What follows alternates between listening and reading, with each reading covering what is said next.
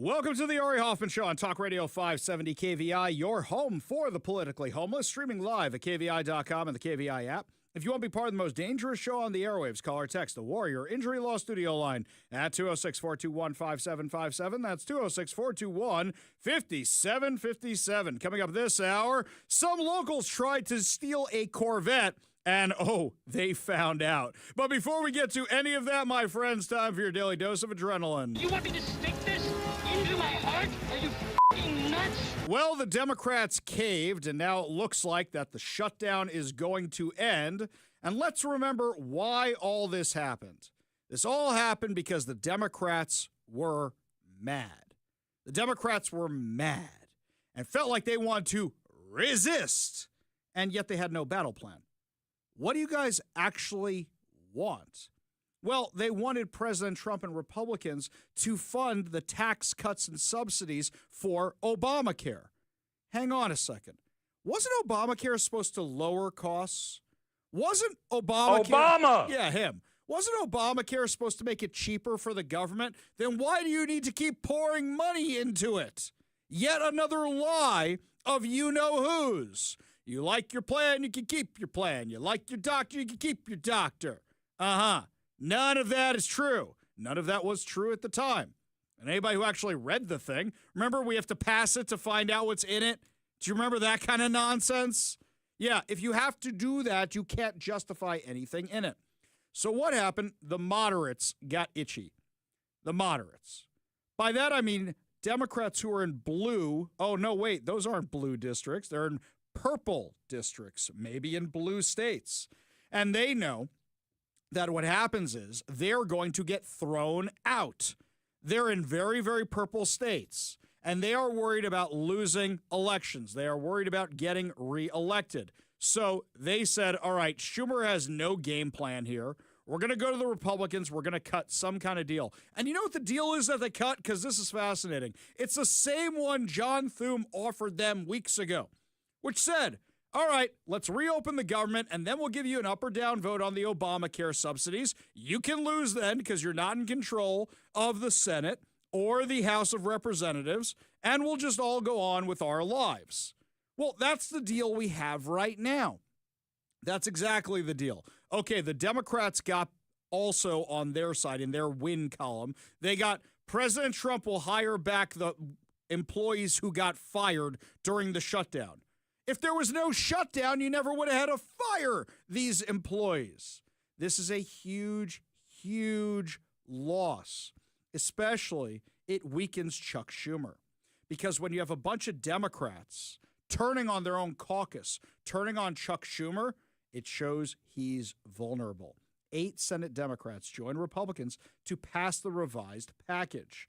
Among those breaking was Schumer, were Democratic Senators Angus Lee in Maine, John Fetterman in Pennsylvania, he's been on this side the whole time, Catherine Cortez Masto of Nevada, Janine Shaheen from New Hampshire, Maggie Hassan from New Hampshire, Jackie Rosen from Nevada, Tim Kaine from Virginia, he's got a lot of federal workers in his district, and Dick Durbin from Illinois. Dick Durbin last week was saying he was going to keep pushing this thing. I guess he realized he was about to lose. But now the political knives are out for Chuck Schumer. Everybody's going after him. Literally everybody from his side. When you've lost The View, you know you're in trouble. They did an entire segment today about how mad they were at Chuck Schumer, and I don't have the appetite for that much of The View. I really don't. So we clipped a little bit of the worst part of it for you. This is Sonny Hostin this morning. Let's be clear. The Republicans run the House. The Republicans run the Senate. The Republicans run the White House. The Republicans run the Supreme Court, as far as I'm concerned. This was a choice by Republicans to cut SNAP benefits. This was a choice by Republicans to cut ACA subsidies. This was a choice by the Republicans to gut the federal government and federal employment. Democrats had nothing to do with it. I want an opposition party. I think the Democrats caved. I think the Democrats let down the American people. And like you, Whoopi, I have absolutely no faith that the Republican Party will come to the negotiating table in good faith. You know, you do something like this, shame on you the first time. You do it twice, 3 times, 4 times. Shame on me. Shame on the Democrats for even believing that the Republicans will, even vote on it. There's no guarantee in this New Deal that there's going to be a vote. There's no even commitment to have a vote. So the bottom line is the Democrats went into this after a blue wave out of the American people saying we do want the opposition. The working people want the Democratic Party to fight for them. And now they just caved and surrendered. I think Chuck Schumer, his days are over. If he cannot keep his caucus together, he needs to go. He needs to be replaced. I completely disagree with you, Sonny. So hang on a second here before we completely disagree with Sonny. Why did I play that specific clip for you, which is bashing on Republicans, which is filled with lies, which is filled with absolute insanity and non-truths? Why did I do that? Because this is somebody who believes all the Democrat talking points, believes every single one. They control all the branches of government. Well, Sonny Hoffman, thank you for proving you can't do math and don't know how the government operates. Republicans have 52 seats. If they had, 53 seats. If they had 7 more, then they actually control the Senate. But we have a thing called a filibuster. So if you don't have the 60 votes to overcome the filibuster, you ain't getting anything passed. That means you need Democrats to do it. Who are the ones refusing to vote for this thing? Democrats. Who are the ones who defected to vote for this thing? Democrats. So that means it's a Democrat shutdown. But the Democrats are furious at Chuck Schumer. They are holding him responsible, which is even funnier, by the way, because if you truly believe it's Republicans, what are you mad at Chuck Schumer about? You should be mad at Tim Kaine. You should be married at the ones from Maine and Nevada and New Hampshire. You should be You should be mad at John Fetterman. That's who you should be mad at. But they're mad at Chuck Schumer because you can never be progressive enough for the progressives. Sonny Hoffman thinks there was a blue wave last week. And as we analyzed last week, there was not a blue wave. Is there opposition to Trump? Yes. Is there opposition to Republicans? Absolutely. But a mayor winning New York City on a pro-jihadi socialist platform just because another moron in a red beret wouldn't step out of a race and you ran a terrible candidate against the jihadi doesn't mean there's a blue wave. It means some people should be charged with, if there was actually a charge for it, political malpractice. That's what happened. You had the guy lose who was running on the same platform in Minnesota. Why did he lose? Because the Somalian infighting between tribes cost him the election. Now Ilhan Omar is worried she's next. Here in Washington, are we surprised by any of the election results so far? Nope. Because of Seattle. How about no? Exactly. Thank you, Dr. Evil. Because of Seattle and King County and Washington have a choice, and they're the meme, where they're looking at 2 buttons. Make things better, make things worse. They're going to push to make things worse every time. Make things better by voting for a moderate or make things worse by voting for the socialist. They're always going to push the button for the socialist. You're misreading the election results. You're really misleading the election results. But the one thing she's right about, because a broken clock is right at least twice a day, is that Chuck Schumer's days are numbered. And here's how you know his days are numbered. I'm going to take you back to March. This is from March. Chuck Schumer was on The View. Here's what he said about a potential shutdown in March. Having a lot of fun. The bottom line is a government shutdown works like this. All government spending is stopped, all. And then the executive branch, Trump, Musk, Doge, and this really evil man people don't know about, Vote, who's head of OMB, his name is Vote. What's OMB? What is OMB mean? OMB is the Office of Management Budget, which determines the spending. And they could cut off anything they want simply by saying it's not essential. So, day 2, SNAP, food for poor kids, not essential. Day 4, mass transit, New York City subway and subways all over, not essential. Day 7, Medicaid, not essential. People don't need Medicaid. They should get their own health care. And this would happen over and over and over again, and there's no check. The biggest problem is that it has been determined that the courts have no say. Yeah. And the only say... Wait a second. Did Chuck Schumer just say he knew everything that was going to happen with the shutdown and he did it anyway? You guys gave Trump the ability to do all the stuff you were complaining about. You guys own this. Question is, voters have a very, very short memory. Are they going to remember this come 2026 for the midterms? That's a year away, guys. That is a year away. And people aren't going to be paying attention to this till after the holidays. So let's do some quick math here. What's going to happen? You've got November, then rolls around Thanksgiving and the Macy's Day Parade, and everybody having family over their house, and everybody's going to be arguing about politics or maybe just enjoying Thanksgiving food. And then what happens? Christmas rolls around and New Year's rolls around, and then we're back to the shutdown discussion in January because that's how long this agreement's supposed to go for, through the end of January. Democrats, if they think they won, they'll do another shutdown. They will, but I don't think they won on this one. They'll actually do that and give Trump the ability to do this all over again.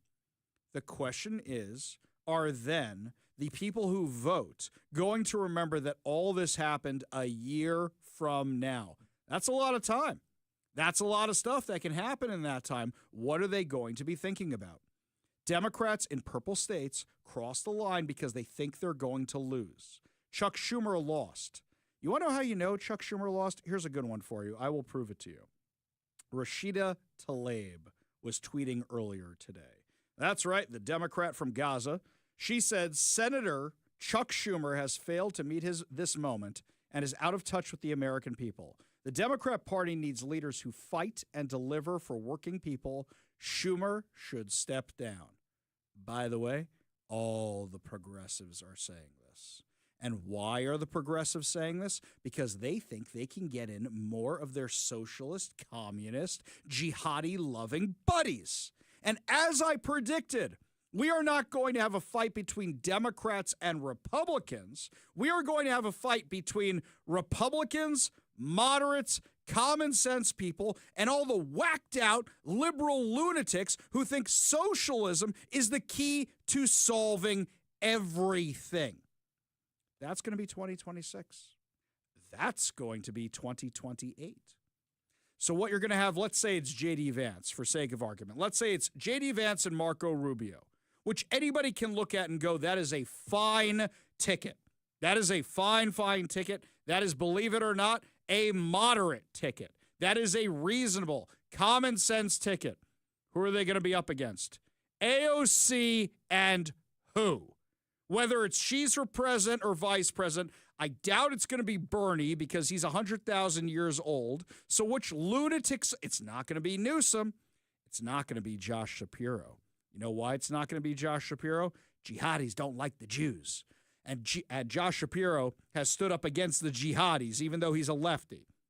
So who's going to be with AOC? It's not going to be Mamdani. He's not homegrown. So it's not going to be him, but which psycho lunatic is going to be running with AOC?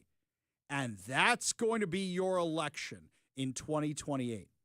Now think about 2026. If the Democrats take back the House, if the Democrats take back the Senate, they're going to stop the Trump administration in its tracks, and it's going to be harder to get a J.D. Marco Rubio ticket elected, because what happens in that case is they're going to say, well, you guys promised all this stuff and you haven't delivered anything in a couple of years. That's what we're looking at here, friends. So I want your predictions. I want your predictions. Mr. T's weighing in. What's your prediction for tonight's fight? Prediction? Yes, prediction. Pain. That's what I'm concerned about coming up, my friends. That's what I'm worried about. But Chuck Schumer knows he's done. You want to know how I know he's done? Last night, Senator Bernie Moreno, who's a Republican from Ohio, was grilling Chuck Schumer before this vote. And Chuck Schumer, this is a little bit of a long clip, rather than answer the questions, rips off his microphone and leaves the floor. It was embarrassing. Give a listen. Have you put forward a proposal that we can read that you referenced in your speech, what says a clean continuing resolution with the extension of the ACA Biden COVID credits? Yes, as we spoke yesterday. So there is I will not be interrupted. No, my question is there a proposal in writing that we can read? There is a proposal that is very simple. First, you haven't put your proposed fix to the ACA, the new one, which Leader Thune has spoken about on the floor, so we can't give you a counter in writing. But it's very simple, because we have two sentences we would add to any proposal, which would extend the ACA benefits for 1 year. That's all, plain and simple. And the leader can put that in his proposal on opening up the government. So it doesn't need a vote. It can't be blocked by anybody. It's the right thing to do.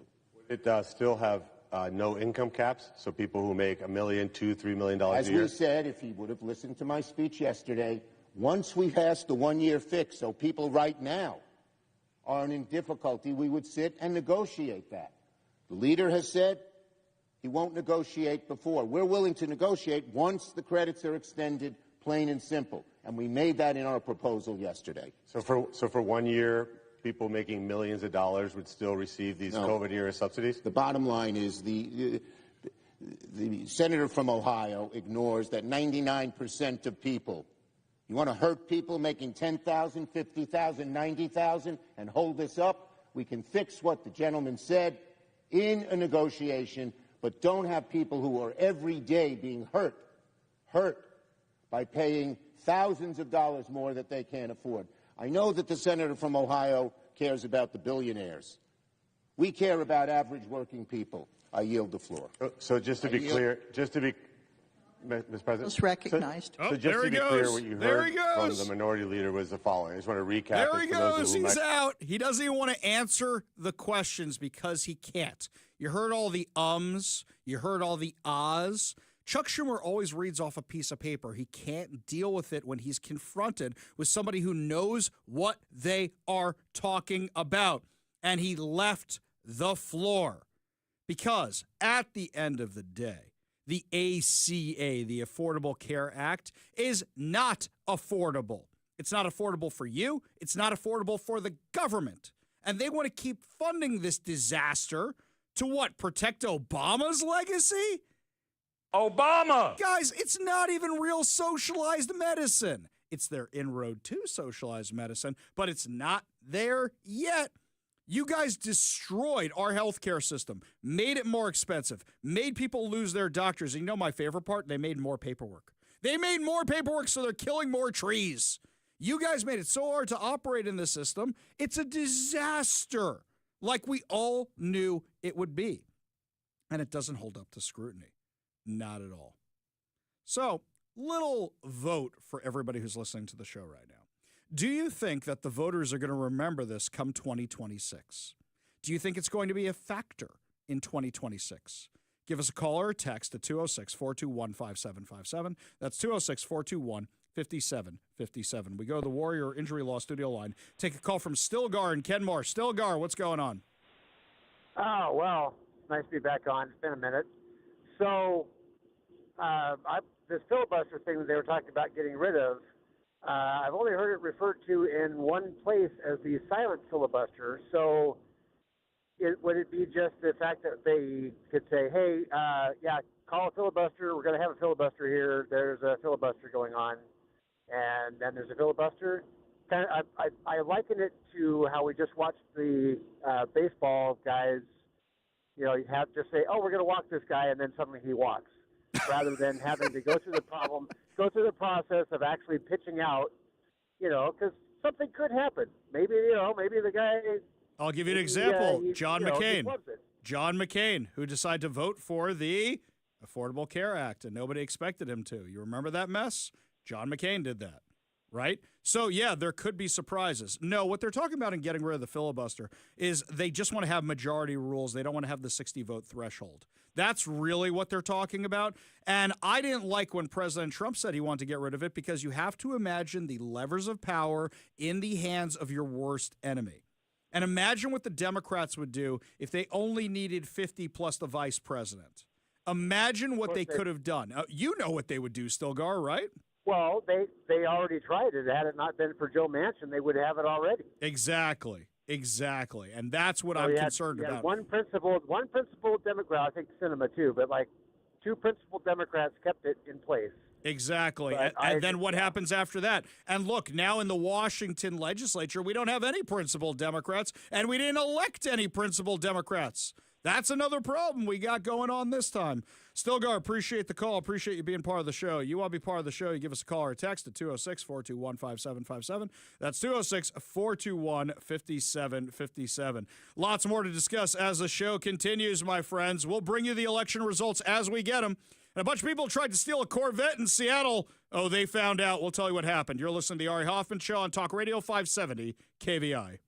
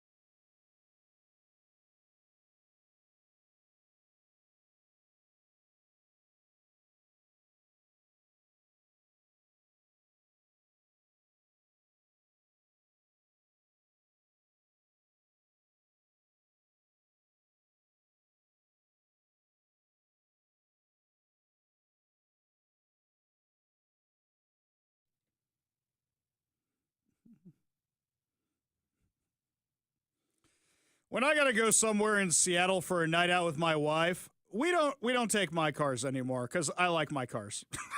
My wife's car, SUV, it's been broken into, unfortunately, and I don't want that happening to my car, so I don't take nice things downtown. That is just not something I do.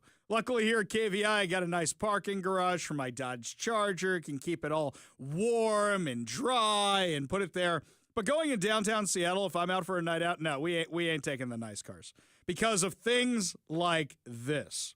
So what happened? This is according to Como News. Seattle police are investigating an attempted armed carjacking in the Belltown, Queen Anne area that resulted in a legally armed victim shooting two suspects early Sunday morning. Now, the incident unfolded around 3:30 a.m. at the 2200 block of First Avenue. Officers responding to the scene found one suspect suffering from multiple gunshot wounds. The suspect was detained and received medical aid from firefighters before being taken to Harborview Medical Center in serious condition, where he remains under guard. The victim, who police called a licensed gun owner, was also detained for questioning. According to police, the victim had parked his sports car. Timeout. Can we get a little bit more specific about what this thing is? This looks like a Corvette supercar. This is a very, very nice sports car. Along First Avenue, when a white sedan with four masked occupants approached. After a brief exchange, two men armed with guns attempted to steal the sports car.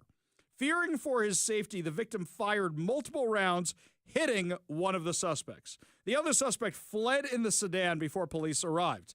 Later, the white sedan dropped off a second suspect at Harborview Medical Center, also suffering from a gunshot wound. This suspect is in serious condition and under armed guard as well.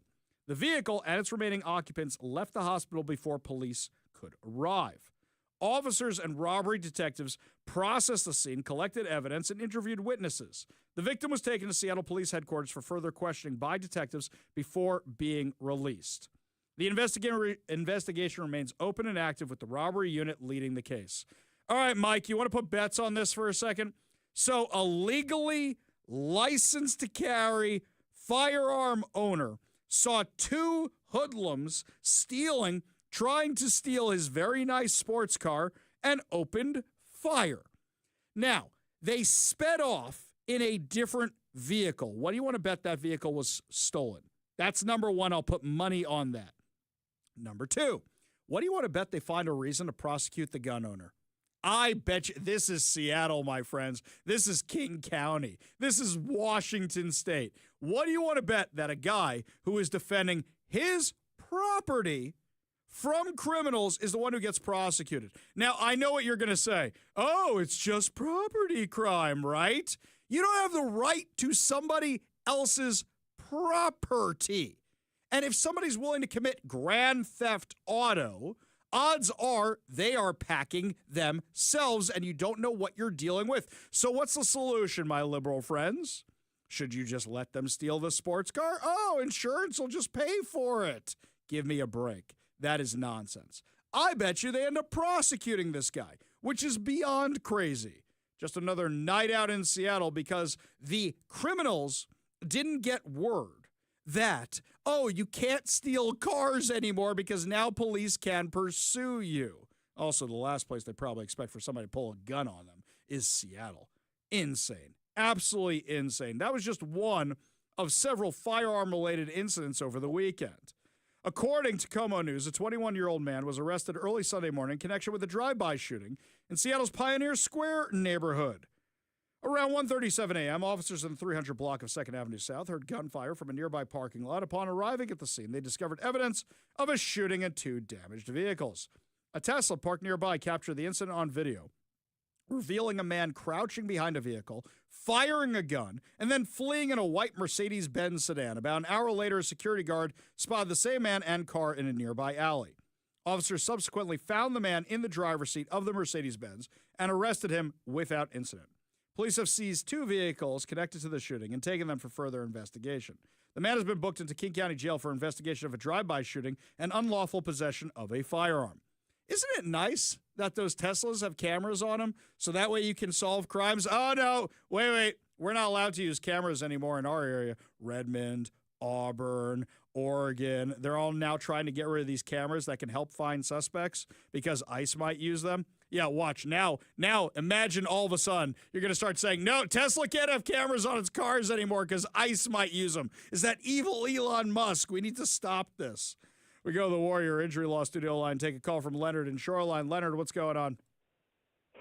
You know, my prediction as far as the 2028 presidential election as well, you know who would rather run besides AOC?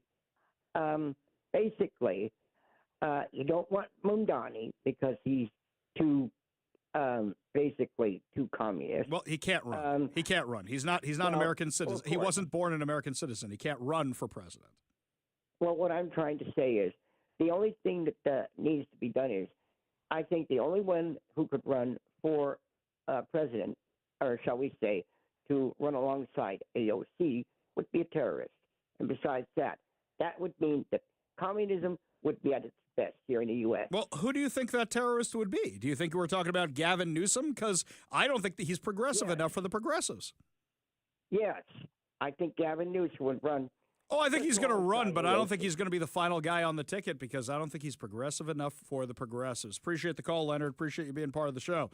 You want to be part of the show, you give us a call or a text at 206-421-5757. That's 206-421-5757. Pam in Lake Stevens said, I heard he, quote-unquote, feared for his safety.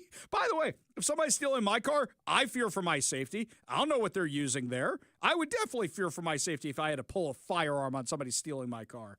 Lots more to discuss as the show continues. Speaking of those communists and jihadis who are running for office, Zoran Mamdani has a pick to run New York schools. And it should make every parent pull the fire alarm in concern. We'll tell you who it is when we come back. You're listening to the Ari Hoffman Show on Talk Radio 570 KVI.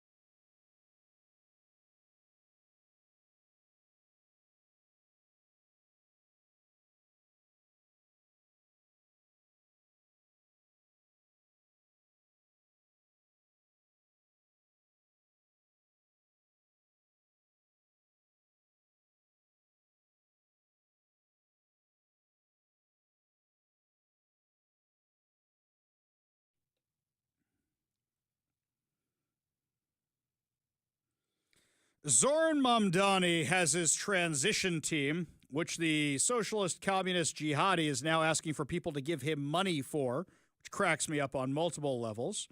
He is now considering who's going to be his top staff and who should run New York City public schools. Well, it looks like there's going to be a 4-alarm fire for the person he wants to pick, a swamp creature I thought we were kind of done with, but now is coming back like Steve Buscemi in that Tales from the Crypt episode where he's rotting from the inside because he was exposed to that virus because the other photographer sent him there because he wanted to hook up with the chick from Weird Science, the TV show. Yes, I really like that Tales from the Crypt show. I don't know why. I just did. Whenever I had sleepovers with friends, we watched Tales from the Crypt, and they haunted my nightmares, but they're so applicable now. It's like a more twisted Twilight Zone. Anyway, who is that swamp creature he wants to put in charge of all kids' public schools in the New York City area? It is Jamal Bowman. Now, that's a name I've not heard in a long time. Long time. That's right. Once you get hustled out of Congress because your own district can't stand you, even though they're a bunch of lefties, which is even funnier to me, they said, nope, this guy's too crazy even for us. According to the New York Post, Jamal Bowman, the disgraced fire alarm pulling former congressman who illegally managed a middle school without a principal's license, is pushing hard to be the city's next school chancellor and is vowing to lead a revolution in our public schools. The bombastic ex-squad member sounded like he had already won the appointment from his socialist soulmate, Mayor-elect Zoran Mamdani, Thursday night when he addressed his comrades at the Democratic Socialist of America New York City chapter on Zoom. In fact, we've got a little clip of that. And let's build an organizing infrastructure, ecosystem, and machine that helps to decide the next big statewide race, which is the governor's race next year, and then there's going to be Senate races in a couple of years, on and on and on. And we could do this in New York City. We could and must do it in Long Island. We could do it in Westchester County. But let's continue to build power for the people and save our country from these fascists that are trying to destroy it. Oh, the Republicans are the fascists, not the jihadi, commie. You know them. Here's something else, Mr. Bowman. You might have want to look at the election results from New York. Long Island went more red. Yeah, it went more red this time. This is the thing. When you try to create a national narrative out of local elections, it doesn't always work. Long Island went more red. And you know what's going to happen? Westchester County and Long Island, which are the suburbs to New York City, are going to become more red when the common sense people move out of New York City because of the insanity that Mamdani is pushing. They're going to get out of there with the quickness. In fact, moderates in the Democrat Party are already being pushed out. So Kathy Hochul, who endorsed Mamdani, one of Mamdani's big things is he wants free transit. Well, how can you offer free transit? Who's going to pay for it? Look, the MTA, which the Metropolitan Transit Authority, is always losing money. And they keep upping the subway fares, upping and upping and up and up. And that's not enough. It's not enough. And they have turnstiles, unlike Sound Transit. So how are you actually going to pay for this? This requires the governor. This requires the state legislature to say, yeah, we'll give you your free choo-choo trains. Hey, Kathy Hochul, you guys going to do that? I cannot set forth a plan right now that takes money out of a system that relies on the fares of the buses and the subways. But can we find a path to make it more affordable for people who need help? Of course we can. And what about child care, though? Child care I already committed to. So we'll be on a path to get there because I'm committed to this as a mom governor. I get it. But also to do it statewide right now, it's about $15 billion, the entire amount of my reserves. Yeah. So how are you actually going to pay for this? Free stuff isn't free. Somebody has to pay for it. What were they chanting when Zoran Mamdani won? Tax the rich, tax the rich. That's what they're going to do for child care. You think that these people are going to stick around? No, they're going to move to Westchester.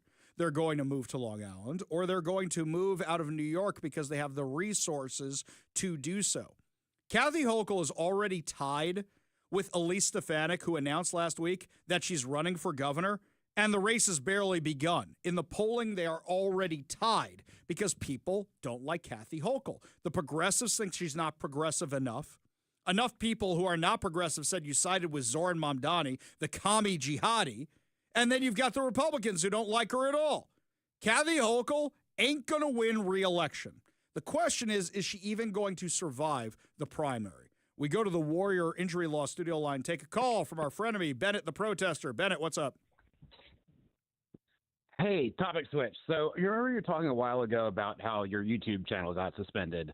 Did somebody, I guess to this day, you're not sure what they complained about, but, it got shut down. Well, no, I know exactly what got me taken down. The YouTube channel I have up now is like a shoddy replacement for it that I'm trying to build back up because I lost all my subscribers and all my content. Okay, so here's how I think that social media sites should handle complaints in a way that would be more fair. Tell me what you think of this. So if a person files a complaint and they say this content broke this rule, then let's say it gets pushed out to a random selection of, let's say, 10 other people who have also opted in as volunteers that are like filing complaints against content. And then each of those 10 people would be shown the content and shown the rule it allegedly broke and say, do you believe that this content broke this rule? Vote yes or no. And then if more than, say, 7 out of 10 of them say yes, then it does get taken down. And I mean, I think this sounds like a straightforward enough idea, but it's the only way I can think of that would actually scale up properly. You no longer have the bottleneck of the company's own employees having to review all the complaints, but you also make it fair because you're asking the question, would the average person seeing this content believe that it violates this rule as the rule is written? So I know this is a big issue for you, Bennett, but I'll put this one out there for a second. Isn't the Rumble model better, which we're streaming on today, where nobody gets censored? Isn't that the better way to go unless you actually threaten somebody's life? Unless you do that, you really are not getting bumped from Rumble.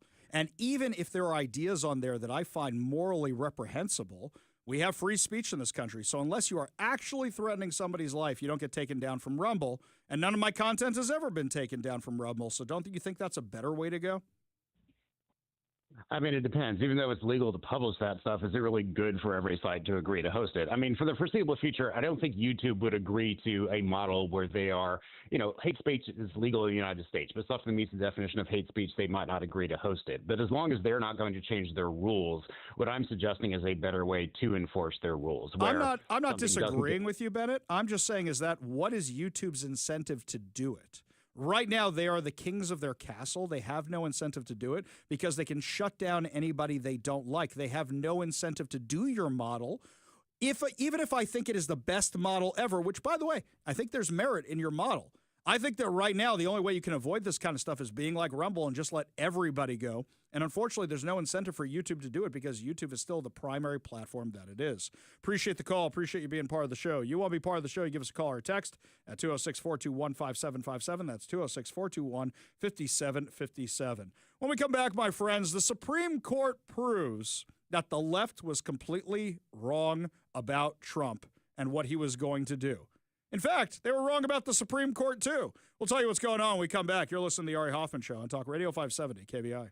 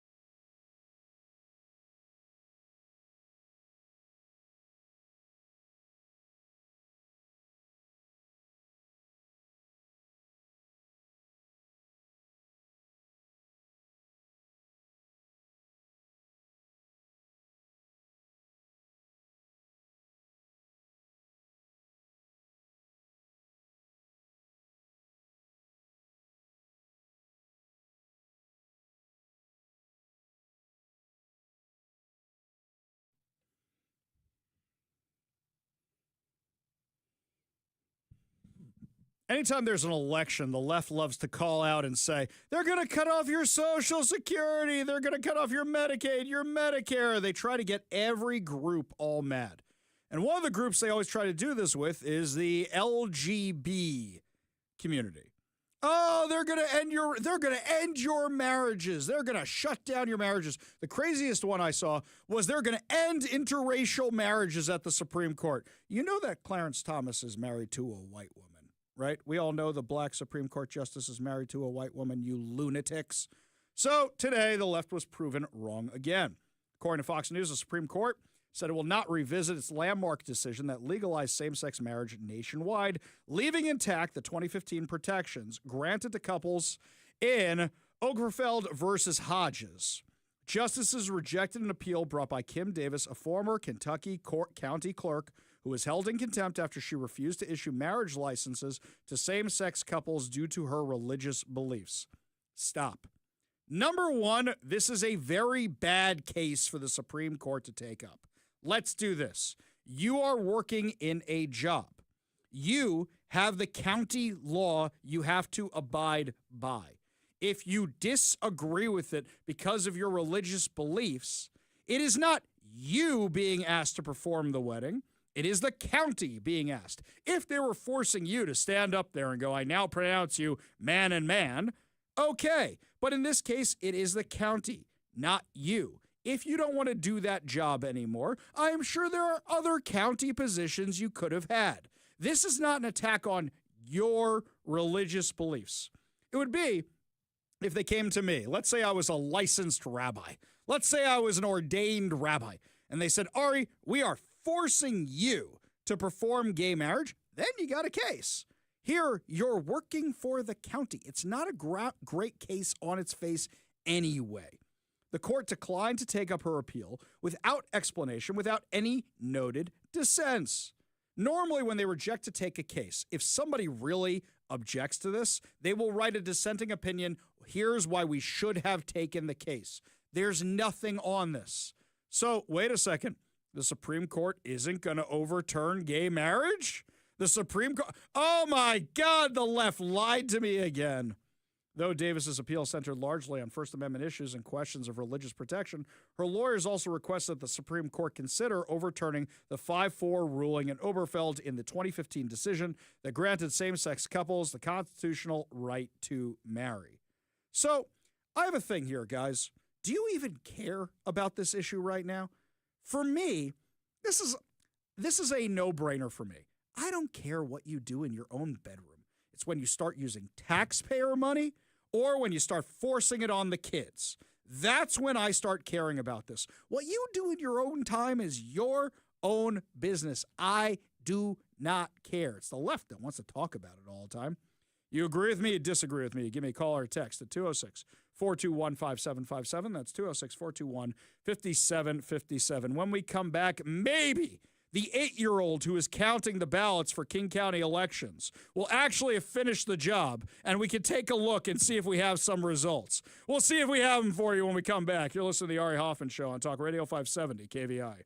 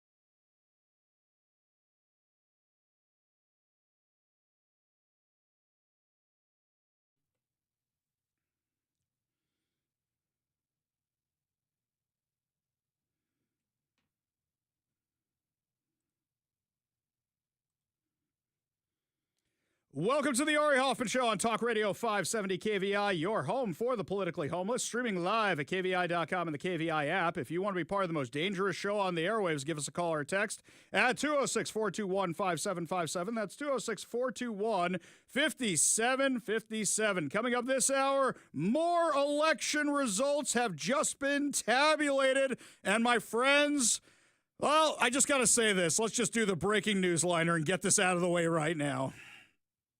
Talk Radio 570 KVI, breaking news on the Ari Hoffman Show. After the latest ballot drop, socialist Seattle mayoral candidate Katie Wilson is now leading Bruce Harrell by 90 votes. Excuse me, 91 votes. Only 91 votes. I'm going to say this because I don't have a horse in this race. I don't have one. Mike knows this, and people have gotten mad at me about this. I don't have a horse in this race. No matter who wins, Seattle loses. This is BS. This is colossal BS. Number one, the fact that it takes a week to count all of these. Who's doing the counting here? 5-year-olds learning their numbers for the first time? But number two, the fact that we knew this was going to happen with such predictability, why do we take it as gospel that any vote that comes in is going to trend to the left in the majority? Why do we take that as fact? Here's something else. Bruce Harrell has plenty of blame for this himself. He ran a garbage campaign. And something else. Mike, I went back and checked his social media.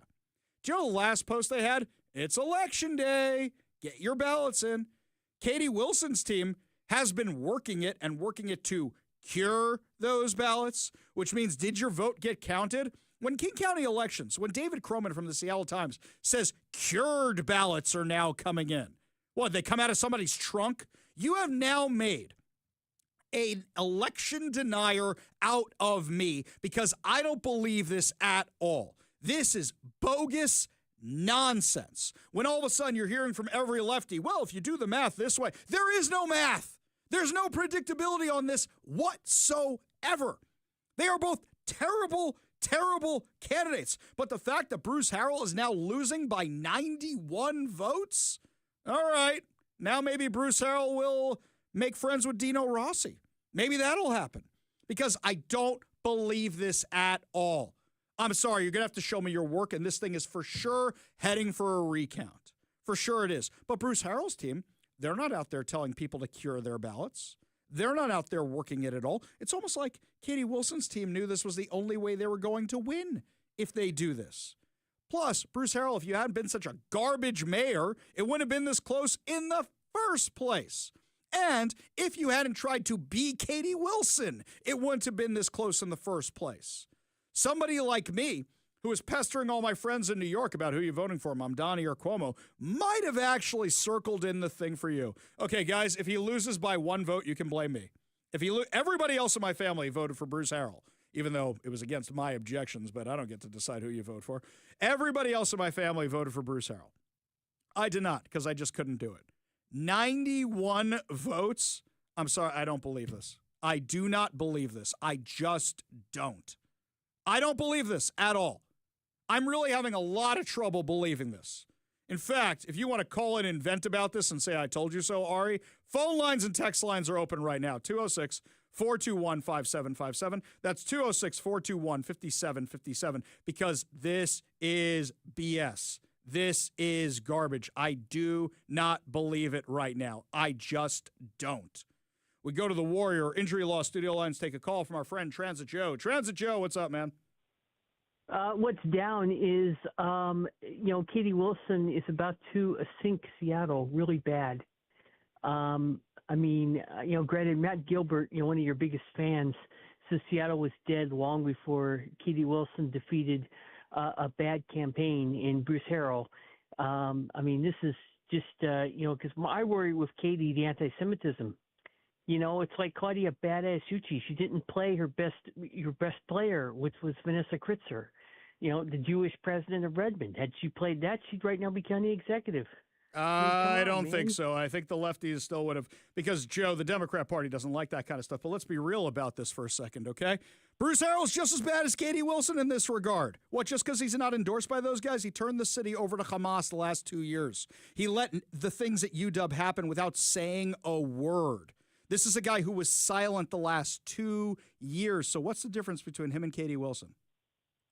Harrell has become more and more outspoken. No, he hasn't. No, he hasn't. No, he hasn't. No, he hasn't. I'm not done yet. I'm not done. He also hired a Jewish deputy mayor. Oh, you mean Justin Farrell, who nobody knew was Jewish and nobody in the Jewish community knows her? No, you can't identify as Jewish just to solve a political problem you have. Joe, it's not the Jewish thing that would have won the race for him. You know what would have won the race for him? Cleaning up the homeless encampments, enforcing the law. That's what would have won it for him. Agreed. Yeah. Yeah, we should have got harder on that. And, associate of Claudia Badass Uchi and said, she's going to be a real you badass Uchi. Okay, you keep calling her that. Why do you think she's so good? Because she has done nothing or rather she has done the same things Gourmet has done. The same things. There is no difference between the two. No. There's a big, Badass Uchi stood up to Alex Zimmerman longer. Oh, okay. Joe, forget the Alex Zimmerman. He's one random dude who shows up to complain at city council meetings. Everything she has done has made my life worse. There is nothing she has done that has made my life better. Not everything. Really? She passed taxes. She passed massive taxes. Massive taxes. The voters approved all the taxes for the Sound Transit you and I love so much. Oh, yeah, I'm sure that's what it is. Okay, Joe. I mean, look at this. She is one of the people responsible for that disaster at Sound Transit, and I know you know that, but there's no difference between her and the other guy. There just isn't. Appreciate the call. Appreciate you being part of the show. You want to be part of the show, give us a call or a text at 206-421-5757. That's 206-421-5757. We are here for you to vent about our electoral system. Give us a call, 206-421-5757. We go to the Warrior Injury Law Studio line. Take a call from David in Port Orchard. David, what's up, man? Hey, I just wanted to talk about that Oberfels case. Yeah. Everybody refers to it as the gay marriage decision, but truly it's not about gay marriage. It's what's legal in states should have, for one state, has to be legal in another state. Like, you're married in Washington. You go to Oregon's still going to recognize your marriage license. Some states allow gay marriage. Other states have to recognize it, just like your driver's license from state to state. And people forget that. It's the point of law. It's not really about gay marriage. It's about what's legal for a U.S. citizen in one state should be legal in another state. And it's really a Pandora's box that I can't believe people have taken more advantage of. Like gun rights legal in one state, but not legal in another state. It's the same principle. I'm not disagreeing with you. I think you make a great point, and there's lots of problems with that original ruling. I just think that the justices were smart enough to realize that this wasn't the case that was going to overturn it. You agree? I would agree. I would agree, because it all boils back down then again to that single point of law that, they're not ruling on whether it's morally right or whatever for a man and a man to get married or a woman and a woman. It's the point of law that is what really matters, and I think that's why they decided this wasn't the case to try to change that. Yeah, I agree with you. I think this was a bad legal case on bad legal arguments, and if you want to make precedent, you got to have a solid case. Look, overturning Roe v. Wade was a garbage decision, but the Supreme Court found a case that could do it on legal merit.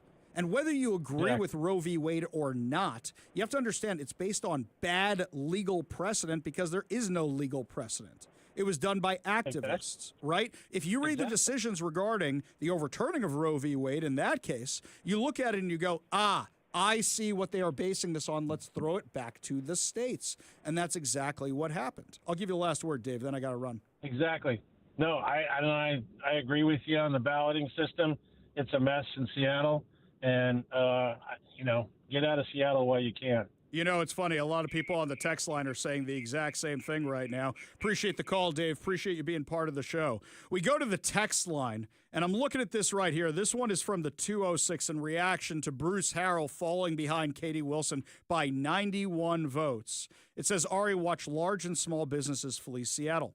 This one from Larry. It shows voters wanted neither one of them. This one from Pam. Recounting will take twice as long as the first count. Ridiculous. Absolutely. Jeff and Kent says if there's a recount, 10,000 ballots for Wilson will miraculously appear. Yeah. Robin Lakewood says maybe we need the UN to monitor Washington elections. What, you want them to be more corrupt? You want them to be worse? No. This one here, Paul says, I've doubted the vote here since Rossi and Gregoire, which is most of my adult life. Welcome aboard. But I think this one is legit. The left day of vote is huge. Go see any Dropbox at 7 p.m. on Election Day. There's a lot of overlap between commies and last-minute Larrys. Okay, so you want to say, so we've now changed voting. That now it used to be Democrats and diehards vote early, and then when everybody gets off of work, they go vote. But now with mail-in balloting, you're saying all the responsible people vote early, and all the slackers come later. Is that what it is? This one here, Bob in the 509. Yeehaw! Those of us with generational ties to Seattle, but watching from the outside the metropolis can watch the socialists metaphorically burn the place down. Entertaining to say the least. Hey, Bob, I still live here, man. It's not like Harold would be improving things. I agree. Our only concern is containment anyway. On the other hand, Bruce's friends might yet take the enshrined Democrat historical route and find a car trunk full of votes. Okay. This one here from Forest Cat. Ari, I ran our HOA elections. We had a count in minutes. Give me Seattle's ballots. I'll get you the results by hand count 2 days. Something stinks. Here's something else. France, millions of people. Counted paper ballots by hand 1 day. Done.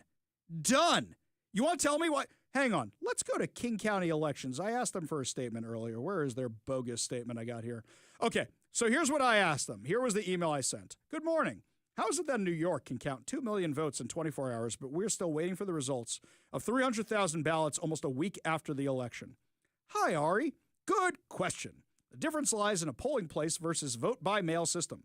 With vote-by-mail, it takes about a day for a ballot to get through the process. It gets scanned in to confirm the voter is eligible and hasn't returned any other ballots. Stop. How are you confirming anybody's eligible if you don't have voter ID? How are you confirming a single person is eligible if you don't have voter ID? Okay. The voter's signature gets verified, then it gets opened and ultimately tabulated. We received nearly 300,000 ballots back from voters on Election Day, more than any other election in the last 5 years, including the presidential. And while our team works as fast as they can, it could take time to get all those ballots through the process accurately and securely. I don't believe you. Mike, here's another reason why I don't believe them. Would you like to know why I don't believe them? You say the vote between Katie Wilson and Bruce Harrell, two of the least popular candidates of all time, got more votes than the presidential election? Guys, I don't believe a word of this. I do not believe. I know a lot of you out there are like, hey, it's like John McClane at the top of Nakatomi Plaza. Welcome to the party, pal. I do not believe any of this. I don't. I just don't. You know, maybe it's going to take somebody like me who doesn't have a horse in the race to call this out. No, you know what it'll take? You know how this gets fixed? Bruce Harrell. Too bad he's just a lazy turd, but he'll never call any of this out. He won't. They'll do a recount and, well, the voters have spoken. Oh, boo-hoo, whatever. Somebody like Bruce Harrell challenging the system, then people got to take a look at it. But I don't think he actually has the spine to do it because he's a spineless coward. And if he wasn't a spineless coward, he wouldn't be losing to Katie Wilson in the vote. Yeah, I said it. Prove me wrong. Unbelievable. You got beat by a girl, Bruce Harrell. You got beat by a girl who didn't even know what she's doing. Forget the girl aspect of it. You got beat by a Goomba from the Mario Brothers movie because she wears those awful jackets that make her head look tiny. What the long face. You got beat by the girl who looks like she had her head shrunk by Beetlejuice. You got beat by the girl who dropped out of Oxford with 6 weeks left to go. You got beat by the girl who hasn't had a real job her whole life. She just showed up and said, "Hey, Seattle, pay for my life." You got beat by the girl who faked that she plays an instrument with the people at the Pike Place Market. You got beat by a girl whose husband sits on his butt because he refuses to get a job, so they have to live off her parents. That's who you got beat by. A person with terrible ideas who wants to take the city backwards.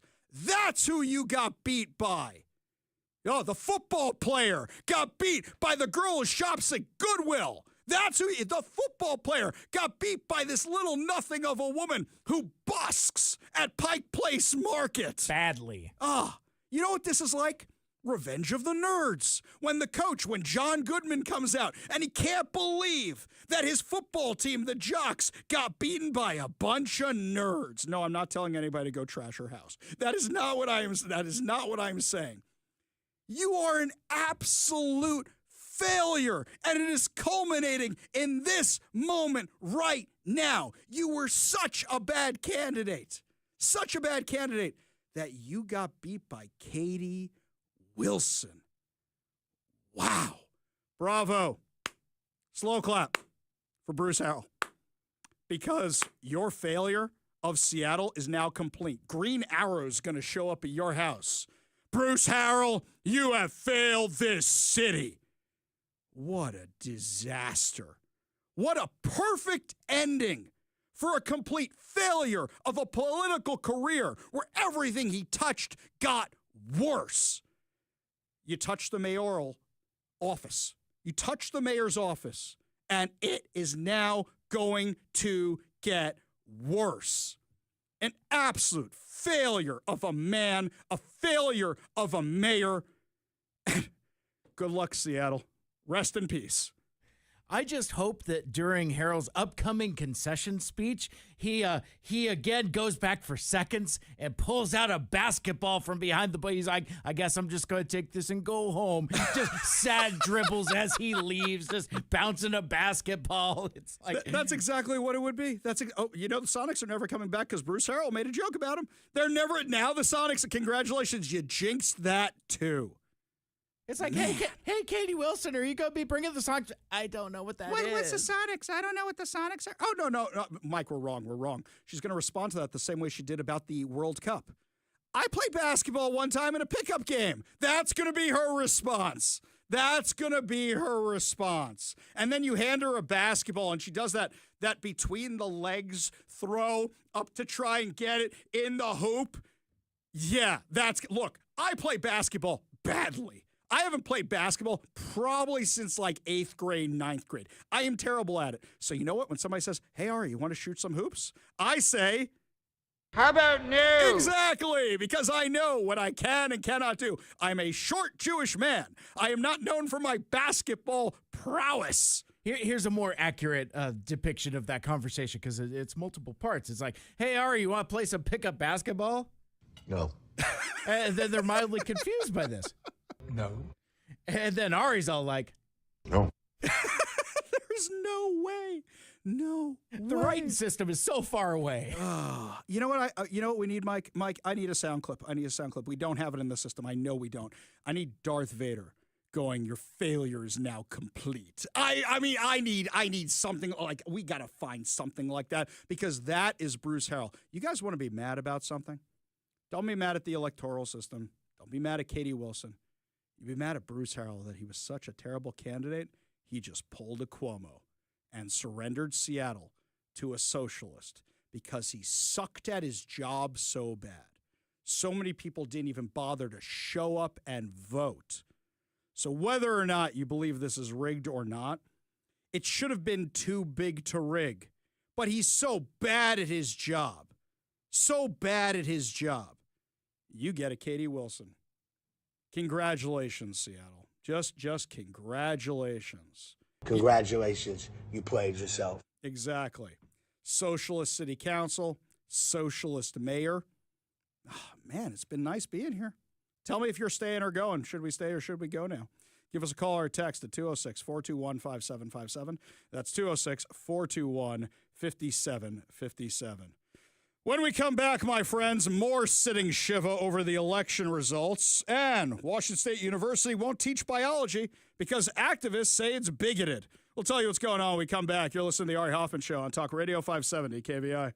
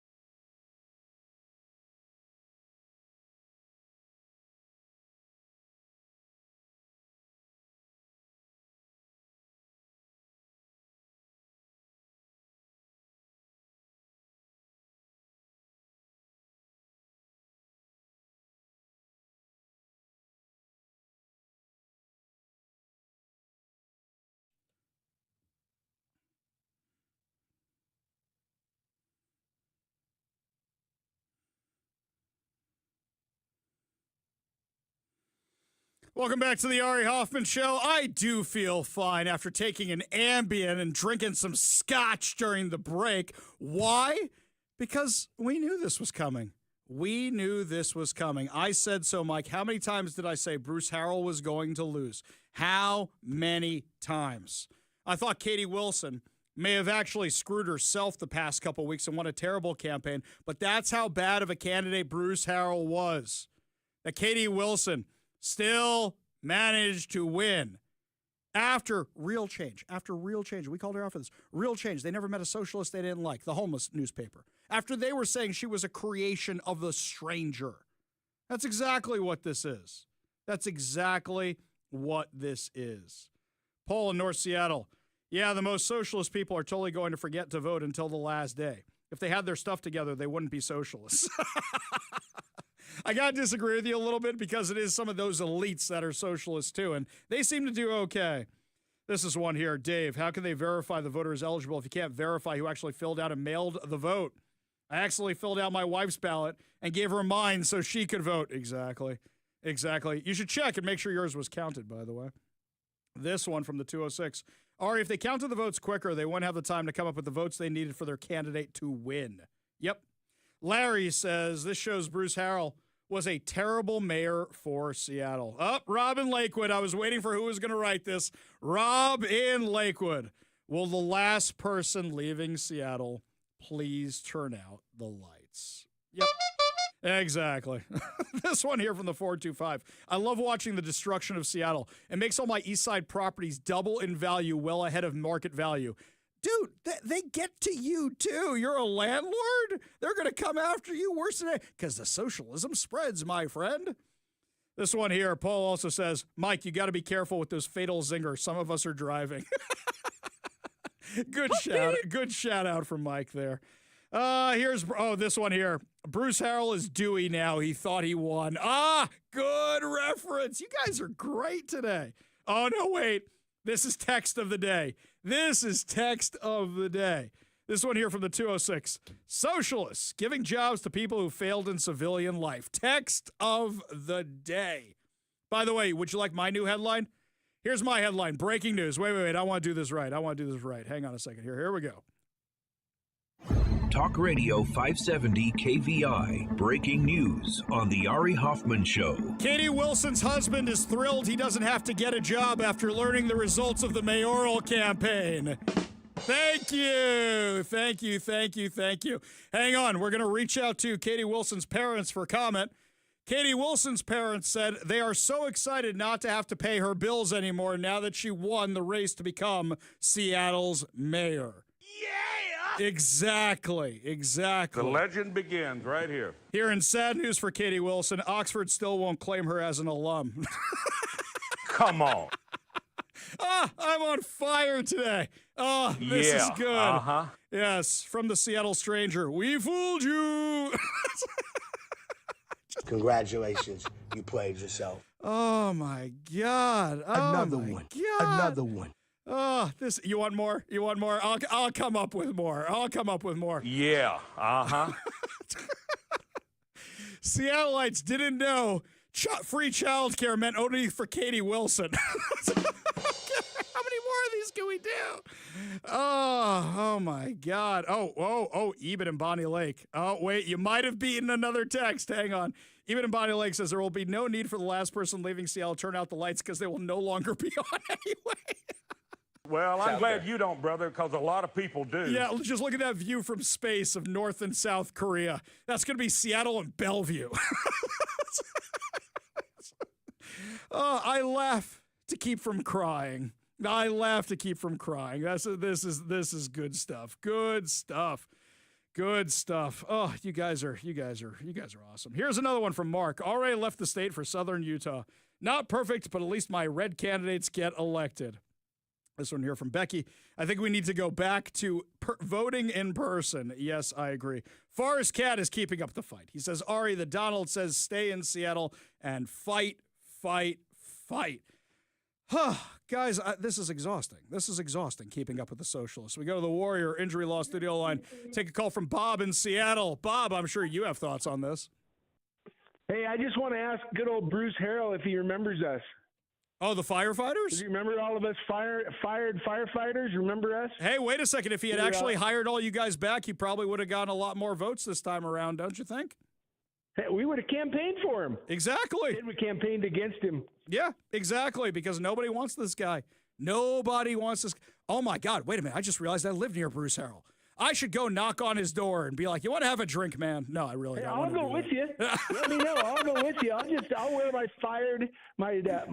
SeattleFired.com t-shirt. I'm not showing up at Bruce's house. That's not cool. Funny, but not cool. Not cool. We don't do that here. I wouldn't want them showing up at my house. I already have too many crazies knowing where I live. I'd have a conversation with him if he showed up at mine. I know where he goes grocery shop. I know everything. I know everything about his life because I've run into him so many times. A peaceful conversation, but I'd have a conversation with him. Peaceful conversation. Yeah, I got to tell you, Bob. You reap what you sow here, and that's Bruce Harrell. Appreciate the call. Appreciate you being part of the show. You want to be part of the show, give us a call or a text at 206-421-5757. That's 206-421-5757.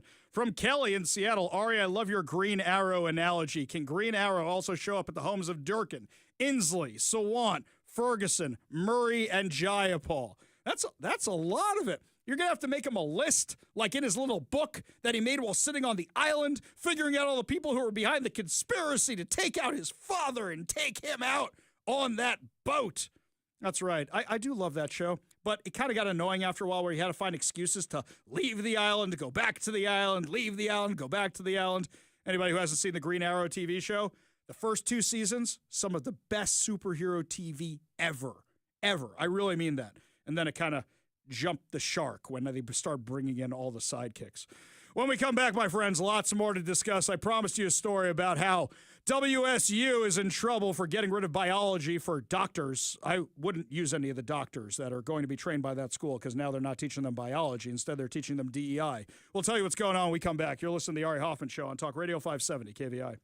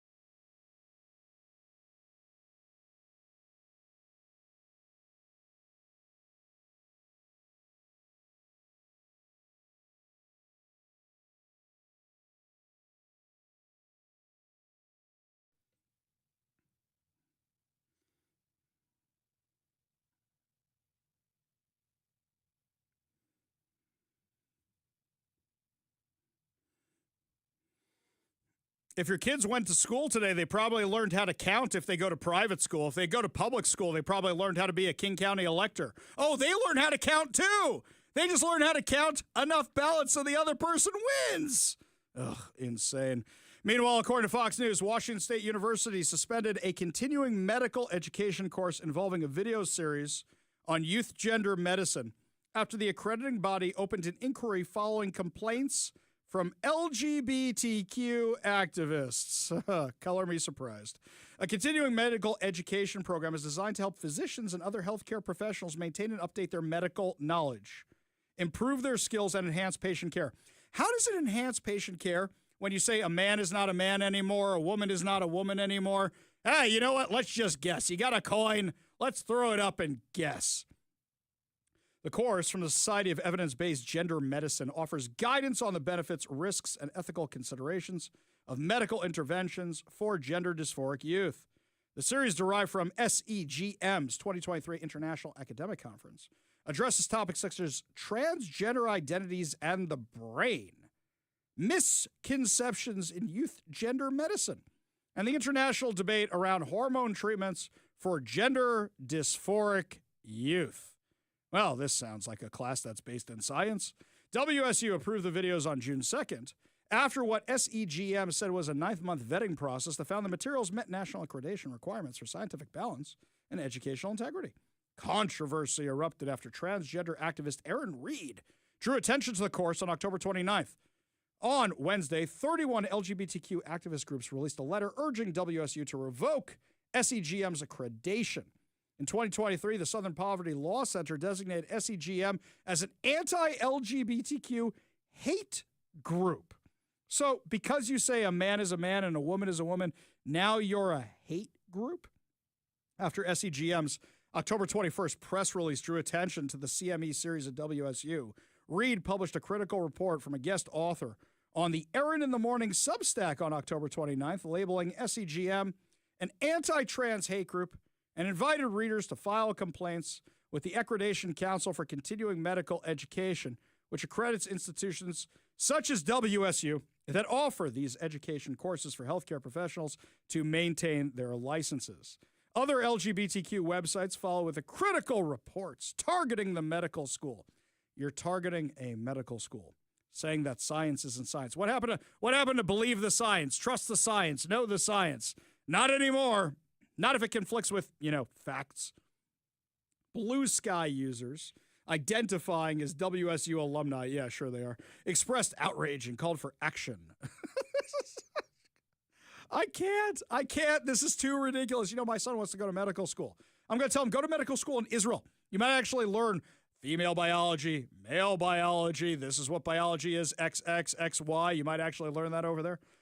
On October 29th, the same day the article was published, the university's Continuing Medical Education Office suspended learning credit for SEGM's CME series, according to an email obtained by Fox News. The office told SEGM its team had been notified by ACCMEs. That's a lot of different letters. Complaints department that an inquiry into the course material had been opened. An inquiry. Oh my God, it's triggering to say a man is a man, a woman is a woman in a biology class. It's so triggering. University said it was tasked with providing a response by November 16th, demonstrating how it approved the videos. It was asked to suspend learner access to the videos while the investigation. We need to investigate that is a man, is a woman, and a woman. And then the school apologized. This is crazy. This is absolutely crazy.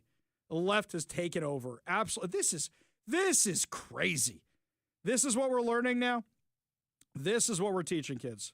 By the way, speaking of teachers who suck, you know that a kid in Seattle Public Schools won an $8 million lawsuit from a jury because the teacher punched them in the face? Yeah, punched the kid in the face. Seattle Public Schools, Seattle middle school teacher. A King County jury awarded $8 million to a former Seattle Public School student who was punched in the face by his middle school math teacher in 2018. Finding that the district violated state non-discrimination laws and failed to protect him from harm. Oh, you think? Now, as usual, this is one of these teachers who, once there was a problem, was bumped from school to school to school to school. And you wonder why you finally had a problem like this. According to King 5, the verdict reached Thursday after 3 days of deliberation. And nearly a month of testimony in King County Superior Court in Seattle held SPS responsible for the injuries suffered by the student, who is now 21. The case stems from a January 2018 incident at Meany Middle School. Oh, so apropos. He was a meanie at Meany Middle School during a dispute over a classroom rule about backpacks. Then, the 13-year-old was punched in the face by his math teacher, James Johnson, and thrown out of the classroom. Jurors concluded that the district was liable for harm that the child suffered and that SPS violated Washington's non-discrimination and equal educational opportunity laws by failing to provide him with an educational environment free of discrimination. Apparently, there were some slurs used as well. And there's video showing this kid getting thrown out into the hallway. Yikes. The student in question is Muslim and of Somalian descent. His legal team argued that he was subjected to a hostile, discriminatory environment. An audio recording submitted as evidence reportedly captured Johnson saying shortly after the incident, "I had a rough morning. I had to punch a student in the face. Well, if you put your hands on me, I'm going to kill you." Okay. Now, I'm not saying what the kid did was right or wrong because I don't know about that part. I just know about your part, dude. If you got assaulted, what you should have done is go and find the school resource officer. It was in 2018 before they banned all of them. So maybe you should have done that. Also, it's a kid. Walk out of the classroom, leave the kids, have the student arrested for assault, and we'd be having a different conversation here. But then punching back on the kid, I mean, I understand having to defend yourself or something, but you should have taken the kid, you should have gone right to the office, not vented to people in the staff room. When we come back, take a break from the seriousness of the day. The Real Deal, my review of the latest Russell Crowe movie, Nuremberg. Tell you the good, the bad, and the ugly when we come back. You'll listen to the Ari Hoffman Show on Talk Radio 570 KVI.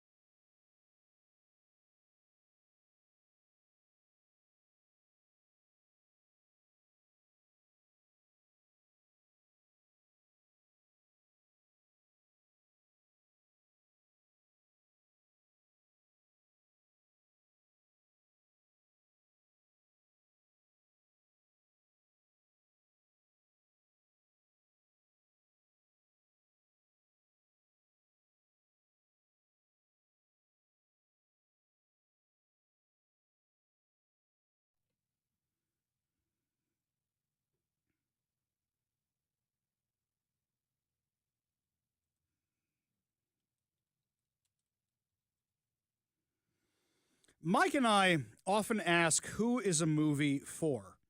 And I'm asking that question right now about Nuremberg, the latest movie that is out starring Russell Crowe, Rami Malek, and Michael Shannon. The reason I'm asking this is because they don't make movies like this anymore for a reason. It used to be you made these big epics because there was an audience for big epics. You don't really have the audience for the big epics anymore. You made these big epics so you could win Academy Awards. Well, the problem with this movie is because it's about the Nuremberg trials, everybody in this movie is white. And because of that, you are not eligible for a whole bunch of Academy Awards due to the Oscars' new standards about how diverse your movie has to be so that you can win those Academy Awards. I'll start with this. I got through most of the Nuremberg movie before the link expired. I actually want to go back and finish it because the thing I missed was the ending. I was watching it in little sittings. And what I was struck most by was not the plot, not the acting, but the scenery, the sets. I know they're all CG. I know every single one of them is CG, but they don't look CG. This is the first movie I can remember actually pulling that off.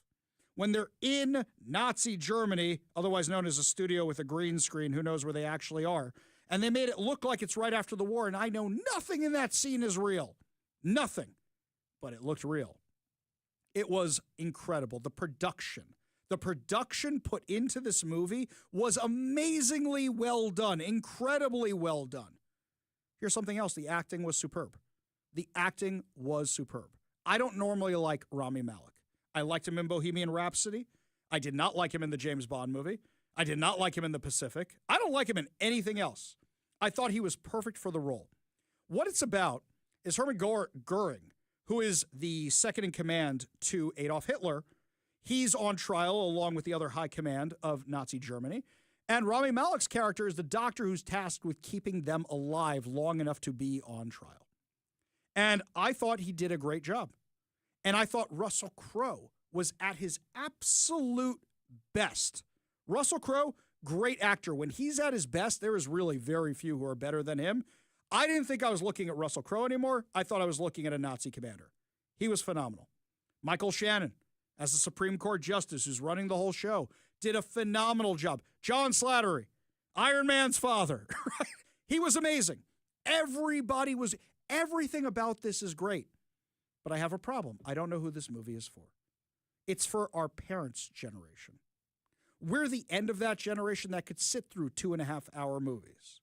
We're the end of that generation. 2 hours and 38 minutes is the runtime on this movie. We're the end of that generation who enjoys these big epics. Who'd you make this for? I'm kind of confused who you made this movie for. Where's the audience?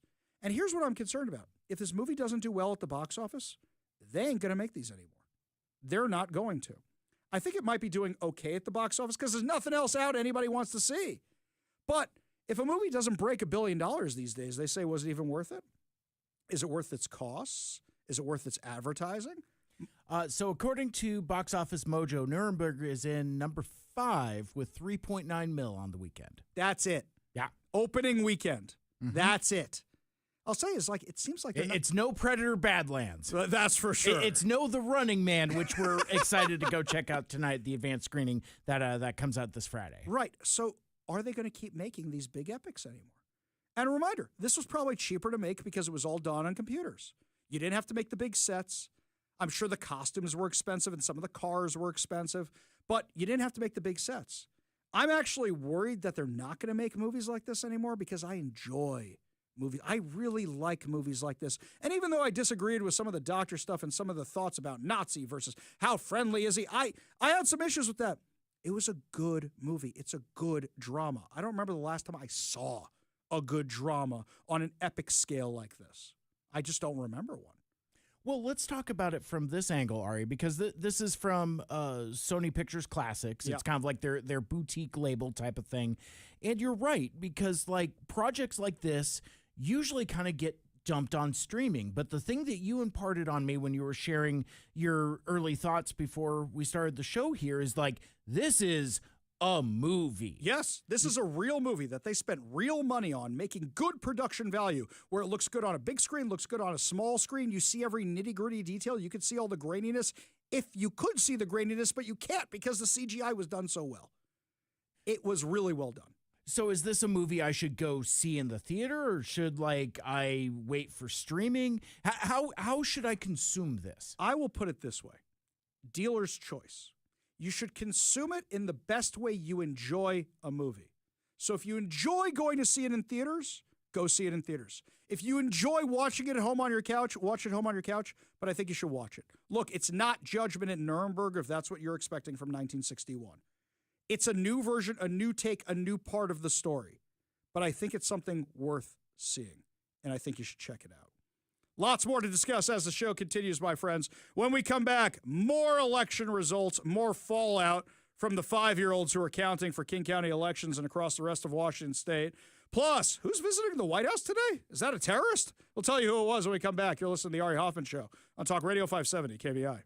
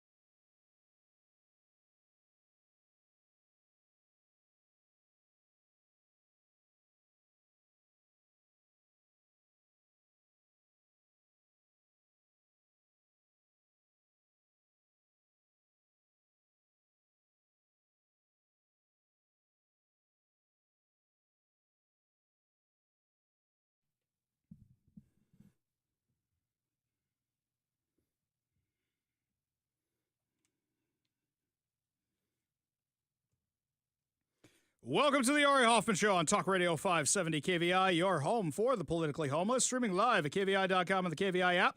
If you want to be part of the most dangerous show on the airwaves, call or text the Warrior Injury Law Studio line at 206-421-5757. That's 206-421-5757. Coming up this hour, how you can help veterans in advance of Veterans Day, which is tomorrow. But before we get to any of that, if you're just joining us, my friends, those Seattle election results, Bruce Harrell is now trailing Katie Wilson by only 91 votes. Only 91 votes.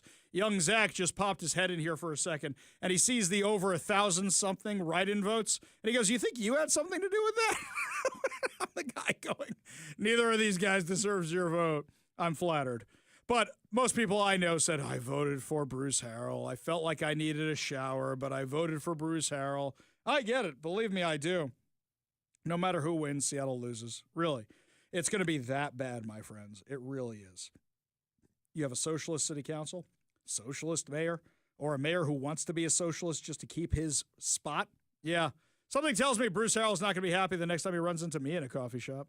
Switching gears over to what's going on in D.C., according to Fox News, President Donald Trump might be about to sue the BBC for false, defamatory, disparaging, and inflammatory statements.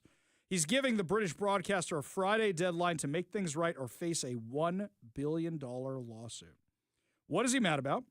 They made a documentary, or I say a mockumentary because none of it's true, about Trump's January 6, 2021 speech that he delivered before the riot at the U.S. Capitol. It omitted Trump urging supporters to protest peacefully and patriotically. And the BBC Director General, Tim Davie, and BBC News and Current Affairs Chief Deborah Turnus both stepped down in recent days amid the growing controversy. Now Trump is acting, and his litigation counsel sent a scathing notice of intent to bring a civil action lawsuit to BBC Chair Samir Shah, along with General Counsel Sarah Jones. The letter, which has been obtained by Fox News, demands that false, defamatory, disparaging, and inflammatory statements made about Trump be retracted immediately. Let me tell you something about how dishonest a documentary like this is. One Google search, and you can get his entire speech on YouTube, on any platform. You can get Trump's entire speech from that day. They deliberately left out peacefully and patriotically out of this documentary. Now, I haven't seen this thing because I'm sure it's trash and I'm sure it's slanted, but now I kind of want to go see it. I want to see it while it's a limited edition run because it's about to be erased from existence if they lied this much about it. Look, the BBC has been propaganda garbage for years, for decades at this point. So is anybody surprised by this? No, of course not. Look, the American media did the exact same thing. They left that out. Whenever you say to somebody who's really suffering from Trump derangement syndrome that he said peacefully and patriotically, they're always surprised to hear that. They don't actually know that. Or here's a better one for you. On January 6th, you know that the riot started before Trump ended his remarks? The riot started 20 minutes before he ended his remarks. And all the things we're learning more and more. Nancy Pelosi denied the request to have the National Guard out, admitted later it was her, admitted she regretted the decision. She's on her own daughter's documentary saying as much. All the things we're learning about the undercover FBI agents. Did you see the report today? They think they may have found out who was the person who put the pipe bombs by analyzing their gait. They have forensically analyzed how a person walks. Yes, gait scrutinizing for all you West Wing fans. So that they can figure out who this person was, and it may have been a cop. May have been a cop. What's that about creating a distraction over here so you don't see what's going on over there? There is so much shadiness about the January 6th riot. Look, I'm not going to deny there was a riot, but there are multiple things that can be true at once, and the BBC didn't cover any of it. If you're going to make a documentary about that day, you know what I'd be fascinated to see? I'd be fascinated for a side-by-side kind of approach, where it shows you what's going on one side of the building, on the other side of the building, where there's not the riot, where grandma's being let in by the Capitol Police officers. According to the letter, in the Panorama documentary titled Trump: A Second Chance, which was first broadcast on October 28, 2024, a week before the 2024 U.S. presidential election, the BBC intentionally sought to completely mislead its viewers by splicing together 3 separate parts of President Trump's speech to supporters. The documentary showed President Trump telling supporters, "We're going to walk down to the Capitol, I'll be there with you, and we fight. We fight like hell, and if you don't fight like hell, you're not going to have a country anymore." According to the letter, and according to the video, Trump actually said, "We're going to walk down, I'll be there with you. We're going to walk down, one of you, but I think right here, we're going to walk down to the Capitol. We're going to cheer on our brave senators and congressmen and congresswomen." The letter, penned by Trump attorney, then explained the BBC also edited out Trump saying, "I know that everyone here will soon be marching over to the Capitol, building to peacefully and patriotically make your voices heard." They accused the BBC of defamation under Florida law. By the way, this may be election interference. Quote, "Due to their salacious nature, the fabricated statements that were aired by the BBC have been widely disseminated through various digital mediums, which have reached tens of millions of people worldwide. Consequently, the BBC has caused President Trump to overwhelmingly suffer financial and reputational harm. Consequently, the BBC lacks any viable defense to the overwhelming reputational and financial harm it has caused President Trump to suffer." You know what I'm going to love? Walking into the Trump Hotel, Library, Casino, and Museum one day and seeing an entire wall where it lists all the people who donated to the museum. So, for example, when you go to the Reagan Library, it's got a whole list of sponsors, including Jelly Bellies, by the way. Jelly Belly is a sponsor at the Reagan Museum. But I can't wait to see all the mainstream media having to pony up money for this library because they lied about President Trump. I would love to see an exhibit on media disinformation sponsored by CNN, BBC, MSNBC, 60 Minutes, CBS. Oh, how much fun would that be to see that in the museum? This would be great. By the way, it wasn't only this they lied about. They lied about a whole lot more. According to the Jewish News Syndicate, a leaked internal memo that exposed a deep and pervasive bias within the BBC, including 2 years of false and misleading coverage of the Israel-Hamas war, was published in full by The Telegraph on Thursday. The report, written by Michael Prescott, a journalist and former advisor to the BBC's Editorial Standards Committee, had regular and detailed access to evidence of the BBC's journalistic failures and groupthink. This guy, Danny Cohen, former director of BBC Television, wrote in the report prior to its publication on November 4th, he wrote a 19-page dossier as a devastating document providing an insider's account of serious and widespread failings of impartiality, systemic bias, activist journalism spanning years of BBC News coverage. Prescott's memo to the BBC's board exposes in forensic detail a deep and pervasive bias in the BBC newsroom and the chronic failure of BBC's most senior management to deal with it. Among its disclosures, the report revealed that BBC Arabic reportedly featured anti-Semitic figures as on-air contributors, including Samer Al-Zanen, who called on social media for Jews to be burnt as Hitler did. Wow, nice unbiased thinking there. He appeared on BBC Arabic 244 times between November 2023 and April 2025. Another frequent contributor, Ahmad Al-Gha, who described Jews as devils and Israelis as less than human, appeared 522 times on BBC Arabic news programs during the same period. Cohen wrote, "The rod is not confined to BBC Arabic," noting the report revealed that the network's flagship current affairs program, Newsnight, highlighted claims that thousands of babies were on the brink of starvation in Gaza that it already knew to be false. That the BBC has helped push Hamas lies around the world and fueled anti-Semitism at home cannot be in doubt, according to Cohen. In response to the release of the report, Kurt Schwartz, CEO of the Committee for Accuracy in Middle East Reporting and Analysis, stated that the group has repeatedly warned the BBC's Arabic content violates the BBC's own editorial standards and undermines its global credibility. Quote, "This leaked dossier confirms what Camera's Arabic and English language monitoring teams have consistently shown. A pattern of systemic bias, factual distortion, and ethical negligence that damages the BBC's reputation and fuels anti-Semitism worldwide." Honest Reporting, an organization that monitors exposes anti-Israel bias in the media, wrote, "BBC wasn't a mistake, it was policy." Gil Hoffman, executive director of Honest Reporting, told JNS that throughout the war, the BBC was spreading lies for Hamas unchallenged both in Arabic and in English under the leadership of Tim Davie, the BBC's director general, who now no longer has a job following the Trump lawsuit. Quote, "Davie should have already been fired when he was physically present at the Glastonbury Music Festival as the singer there kept shouting, "Death, death to the IDF," and he didn't stop it from being broadcast. Hoffman told JNS that he is doubtful the BBC will make changes after the report's publication. Quote, "I worry, like many other critical reports of the BBC and its biased coverage of Israel, lessons will not be learned, and it's dangerous. Anti-Israel bias leads to anti-Semitic violence. Bias kills," Hoffman told JNS. He's 100% right. He is 100% right. Look what we're seeing around the world right now in the rise of anti-Semitic violence. So then you might say, Ari, but President Trump had a terrorist at the White House today. Yeah, he did. He absolutely did. He 100% did, and I'm sort of okay with it. I know it's not because I'm a Republican. It's not because I'm a supporter of Donald Trump. It's I don't know what else you do in this situation.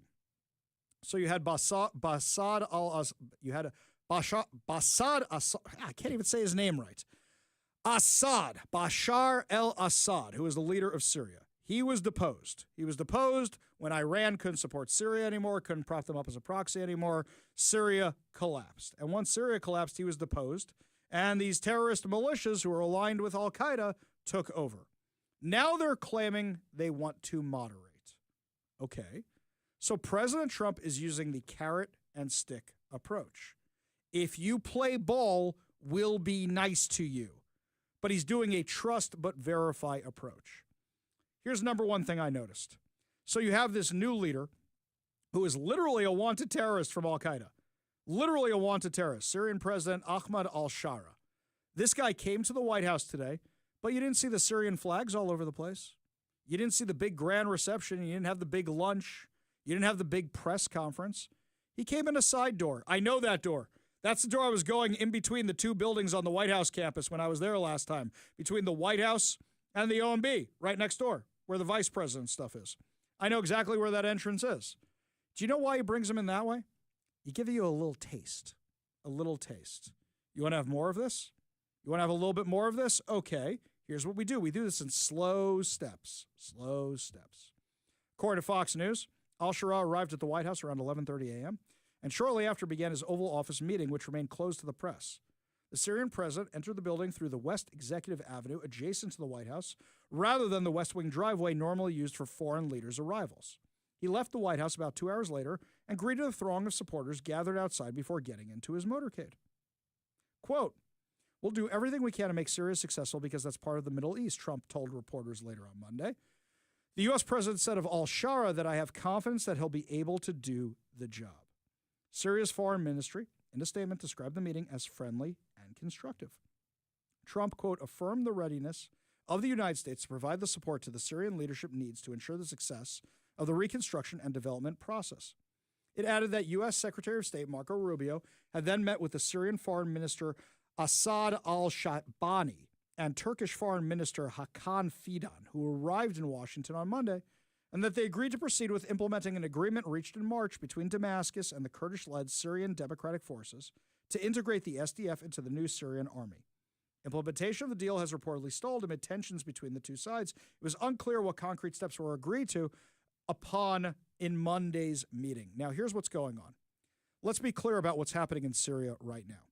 They have the Druze population, and they are massacring the Druze population. Israel has had to go in and protect the Druze population from the Syrian government. As long as that goes on, there's no deals. And that is becoming a huge sticking point. Stop massacring the people in your own country. Otherwise, you're no different than Bashar al-Assad, who was the leader beforehand, who was using chemical weapons on his own people. So the question is, are we making them more moderate? This guy is claiming it's rogue militias. He doesn't have full control of the country yet. We're not sure that's true. We don't know what's really going on. But what we're saying is life is better when you choose not to be terrorists. And who else are you going to negotiate with? Remember what happened when Joe Biden just said, I'm not talking to him, I'm not talking to him, I'm not talking to them? You had very little progress. You have to talk to horrible people if you want to fix things. But Trump is doing the velvet glove and the iron fist approach. Look how nice life can be. And Trump has said no to Putin. He said, nope, no more of this. I'm giving Ukraine what they need because I've had enough of your nonsense. You're not playing ball. Trump has cut people off before. He threw Zelensky out of the White House. So the question is this guy going to play ball? I'll remind everybody that the Camp David Accords in the 1970s, you literally had those deals between Israel and the people who tried to annihilate Israel multiple times before then, and they have held up mostly. This is who you're dealing with in the Middle East. Do we wish we had better people to deal with in the Middle East? Absolutely. But keep your eye on the ball. Trust but verify. Work with these people until there's a reason not to trust them. Because what's the prize at the end? The prize at the end is Saudi Arabia. Saudi Arabia joining the Abraham Accords means the entire Arab world follows. And if you show you can be good faith stewards to something like that, imagine when there is a time in the future when you no longer have to worry about what's going on in the Middle East. Imagine if that time actually comes. That's what everybody's chasing. And they're chasing it from peace through strength, not paying off people, not giving in to dictators, but saying you want a piece of the American dream, you want a piece of that business, you want a piece of that profitableness, you want a piece of that prosperity. Do you want peace? Here's what you do, which is why I am cautiously optimistic, where normally I'd say don't let that terrorist in the White House. You see, you trust, but verify. You agree with me, you disagree with me, you give me a call or a text at 206-421-5757. That's 206-421-5757. When we come back, my friends, looks like we have a new King County executive. The question is, are things going to get better or worse? My analysis when we come back. But first, Todd Herman's Daily Thoughtcaster, right now on the Ari Hoffman Show.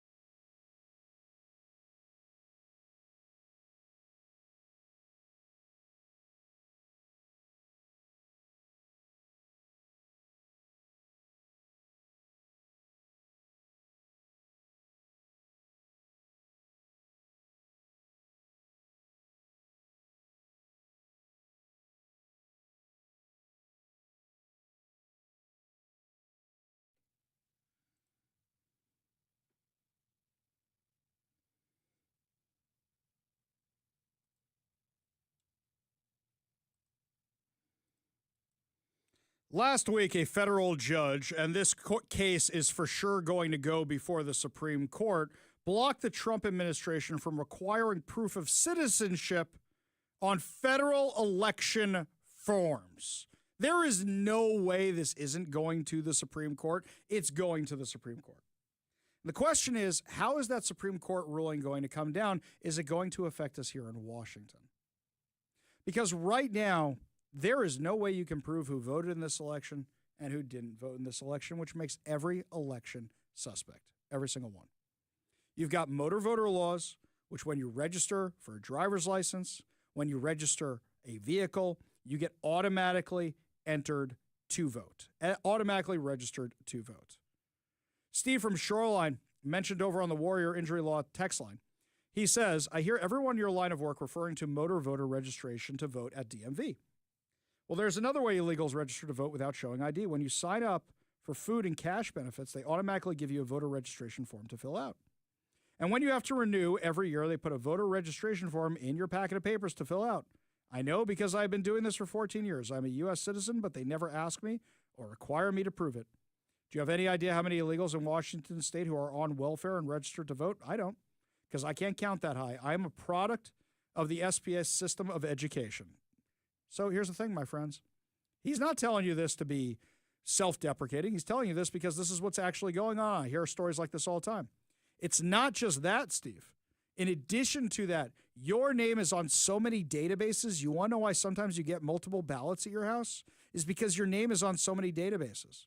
Your name is on so many databases that I hear the story all the time, that when a kid moves out of the house and they move across the country and they register to vote on the other side of the country and they tell King County elections, I'm not registered there anymore. I live in New York. Stop sending me ballots. They keep adding you back on and adding you back on and adding you back on. And you keep going and going and going. There is no way our voter rolls are accurate. So I'm going to throw out something crazy here.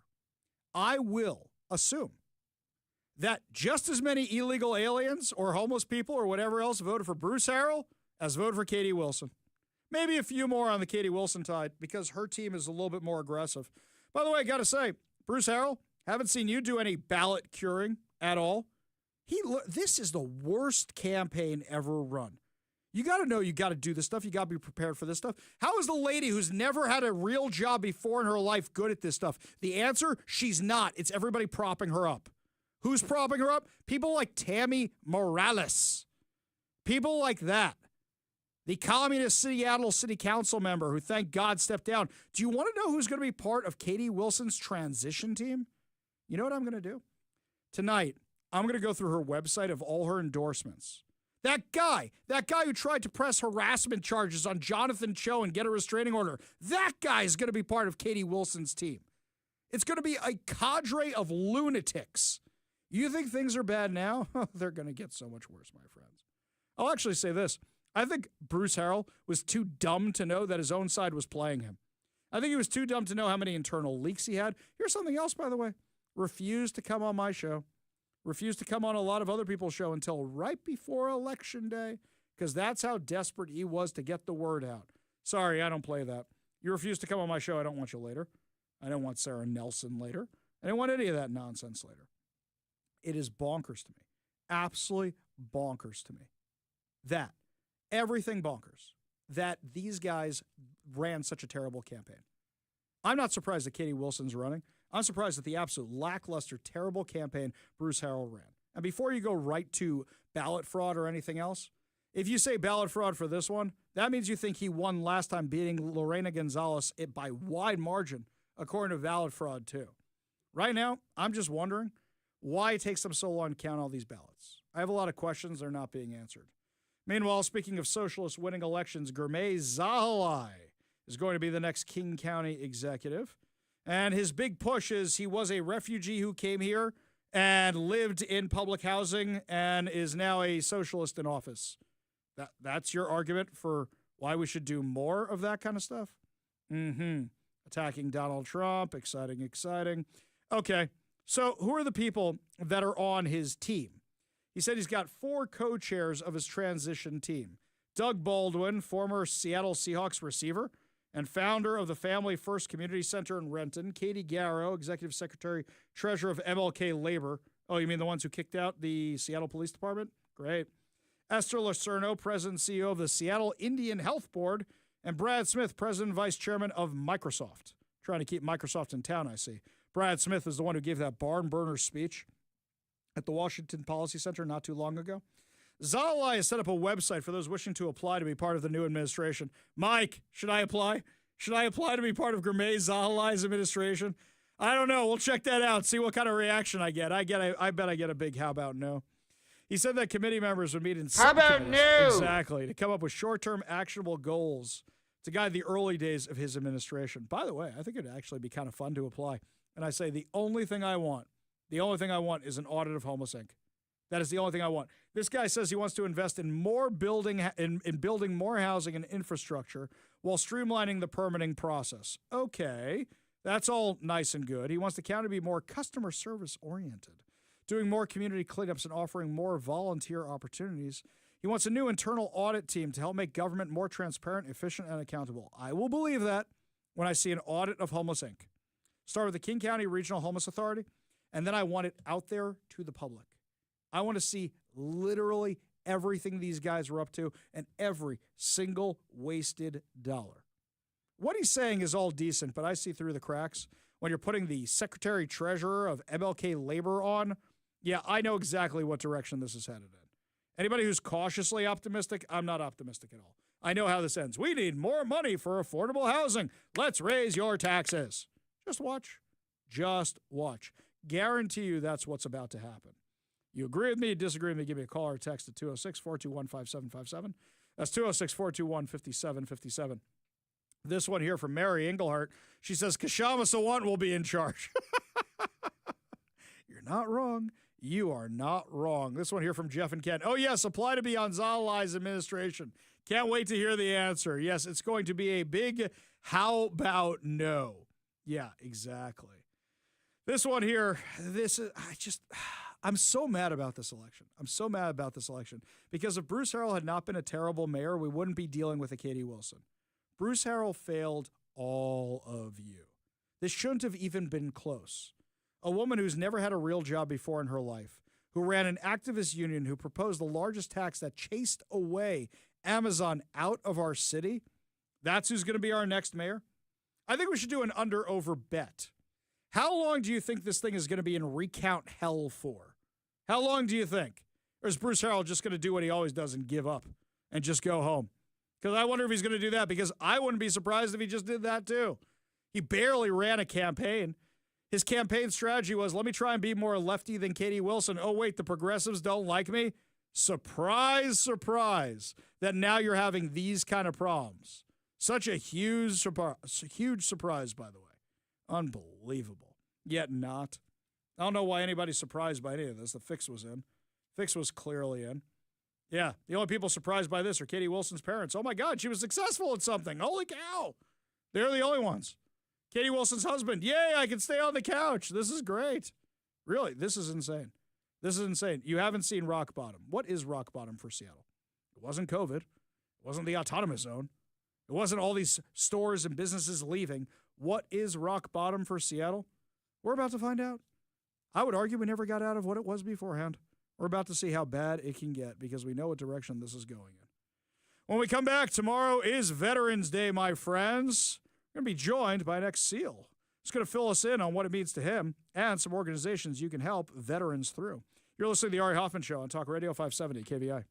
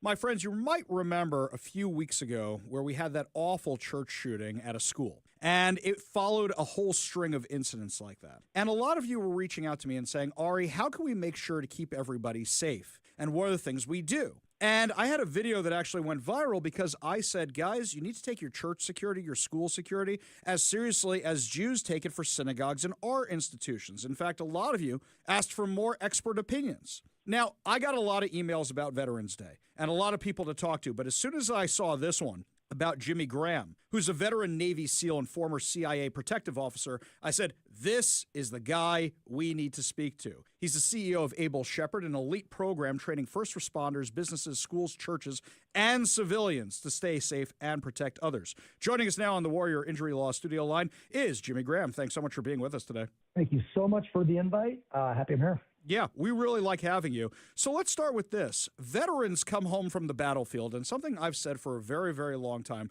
is, assuming there's no PTSD issues or anything like that, it'd be a great thing to have them be guards at schools, and that may actually solve an employment problem. Is that the kind of stuff we're talking about, or are we talking about guys who are volunteering in the community when they have a different job? What are we talking about here? All the above. So, yeah, I'm glad you asked that, because on Veterans Day, my message is I've been praying about what I'm going to be saying, this Veterans Day. It's really a repurposing of veterans. A lot of times I'll go into churches and schools. I've kind of made a name for myself for rebuilding imploded security teams. And a lot of the times the problem was they started with the foundation of the team was a vet or a cop. Now, unfortunately, those are two of the most unhealthy communities out there. I hate saying that. These are my brothers. I'm not saying it in a disparaging way. I'm just saying this is where we need to start. So the foundation should be character. If they're also a vet or a cop, that's icing on the cake. But repurposing not just vets, but men.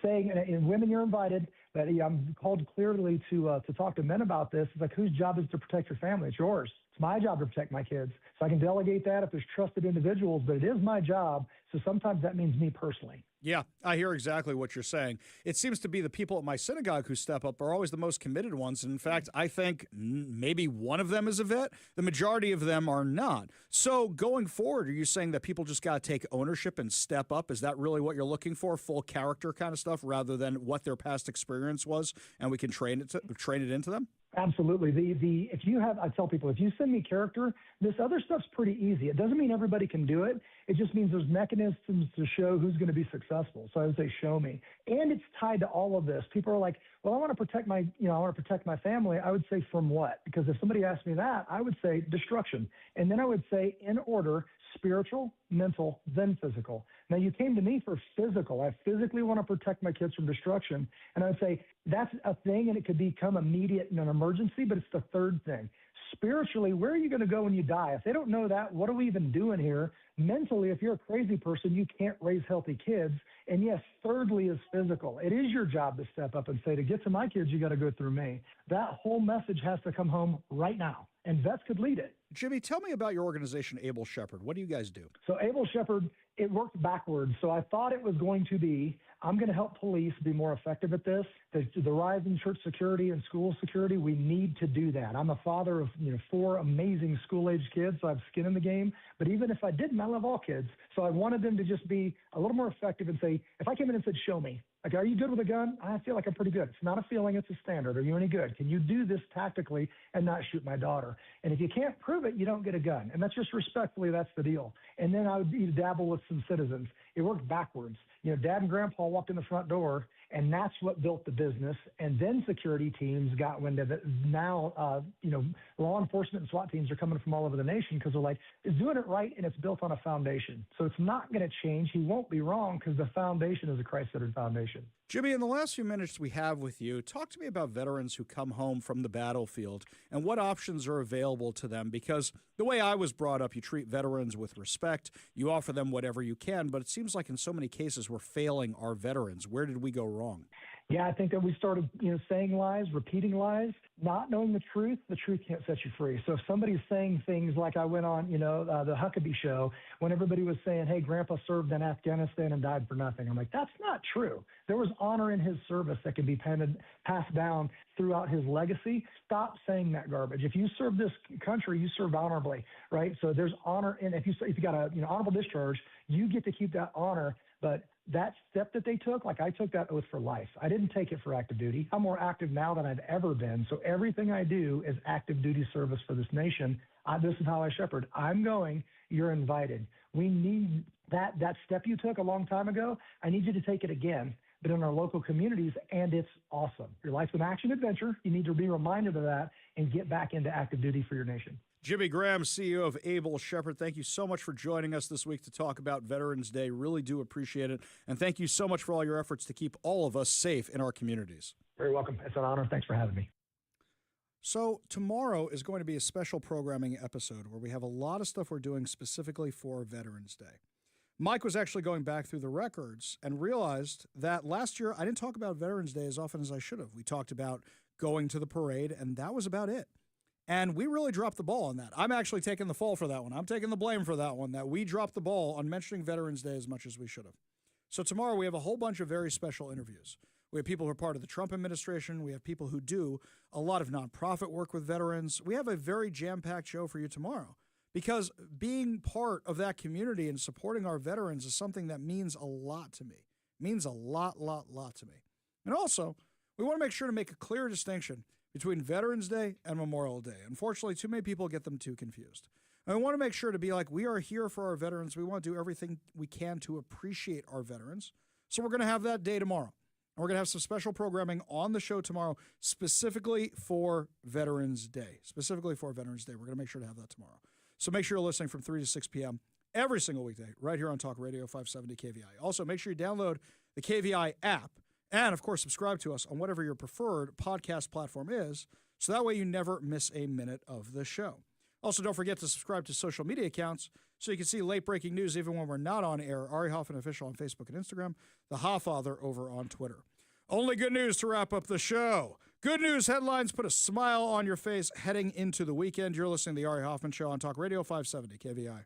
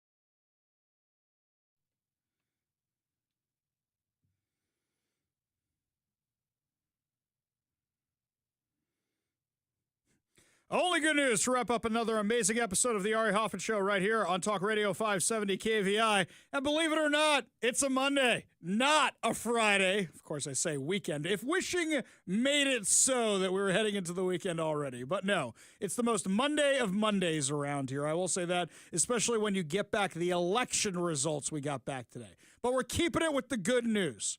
So let's talk about this. What's open and what's closed for Veterans Day, because Veterans Day is tomorrow. Thank you, Mike, for finding this article. So for Veterans Day, you know the banks are closed. You know the courts are closed. It's a federal holiday. Anybody who works off the Federal Reserve, anybody who works off the court system, all that is closed. Stock market, Wall Street will have a full day of trading, shockingly enough. But a lot of other banks and such are closed. So remember that tomorrow, if you need cash to go buy a lotto ticket, you got to get it today, my friends, before the banks close. So if you want that big lotto ticket, do that. According to King 5, the holiday wasn't officially called Veterans Day until 1954. During World War I, the fighting ended on November 11, 1918, when an armistice went into effect on the 11th hour of the 11th day of the 11th month. Nearly 20 years later, legislation passed on May 13, 1938, officially making November 11th of each year a federal holiday, officially known as Armistice Day, according to the U.S. Department of Veterans Affairs. The holiday was first created to honor veterans of World War I, but then in 1954, the original legislation was amended to change the holiday's name to Veterans Day to honor American veterans of all wars. Mike, tell me about the parade this weekend, because I have FOMO every year of missing the Auburn Veterans Day Parade. Tell me about it. How was it? Well, you probably missed one of the best ones I think we've ever had. The weather was amazing. It was a typical November Seattle area type of Saturday morning, because the sun was shining, but it was cold, so it was a sweater, gloves, and sunglasses kind of day. Oh, I like those kind of days. That's actually literally how I walked to synagogue on Saturday, was wearing exactly what you're describing. My I like favorite time of year. So yeah. Again, this is one of the largest Veterans Day celebrations on this side of the Mississippi. It's a great way to honor our veterans and active duty personnel and their families. And I've been to this parade probably, I would say at least like the last 6 or 7 years that I've worked here at KVI. This was the biggest crowd I've seen. Like, it was, crowds were spilling over the sidewalks into Main Street, all the way up and down the joint. It was incredible. You got the flyover from the helicopter to kick things off. There was at least 150 to 180 different entries. You got about 5,000 participants. You got marching bands, military vehicles, tanks, honor guards, ROTC units, veteran service organizations, horses, motorcycle groups, car groups, and all kinds of other stuff, and us. We rolled out with a deep crew, as I like to say, the deepest crew I've seen from our cluster of radio stations in as long as I can remember. It looked like the entire cinematic universe out there in that big group shot of everybody from Northwest News Radio and Hank 101.5 and us. It looked massive. It was so cool. It was so cool to have all of us there together as a team, as a group, honoring our veterans. I also want to give a shout out to the return of the radio legend Mark Christopher. He came out to do some announcing, and I don't think that there was a time where we were halfway through. It's like, man, this is moving slower than it usually does, because I think Mark stopped everybody and talked to everybody. That sounds about right. So we were like number 95 out of 150. So it took a while for us to get through, but it's always great kicking it with Mark.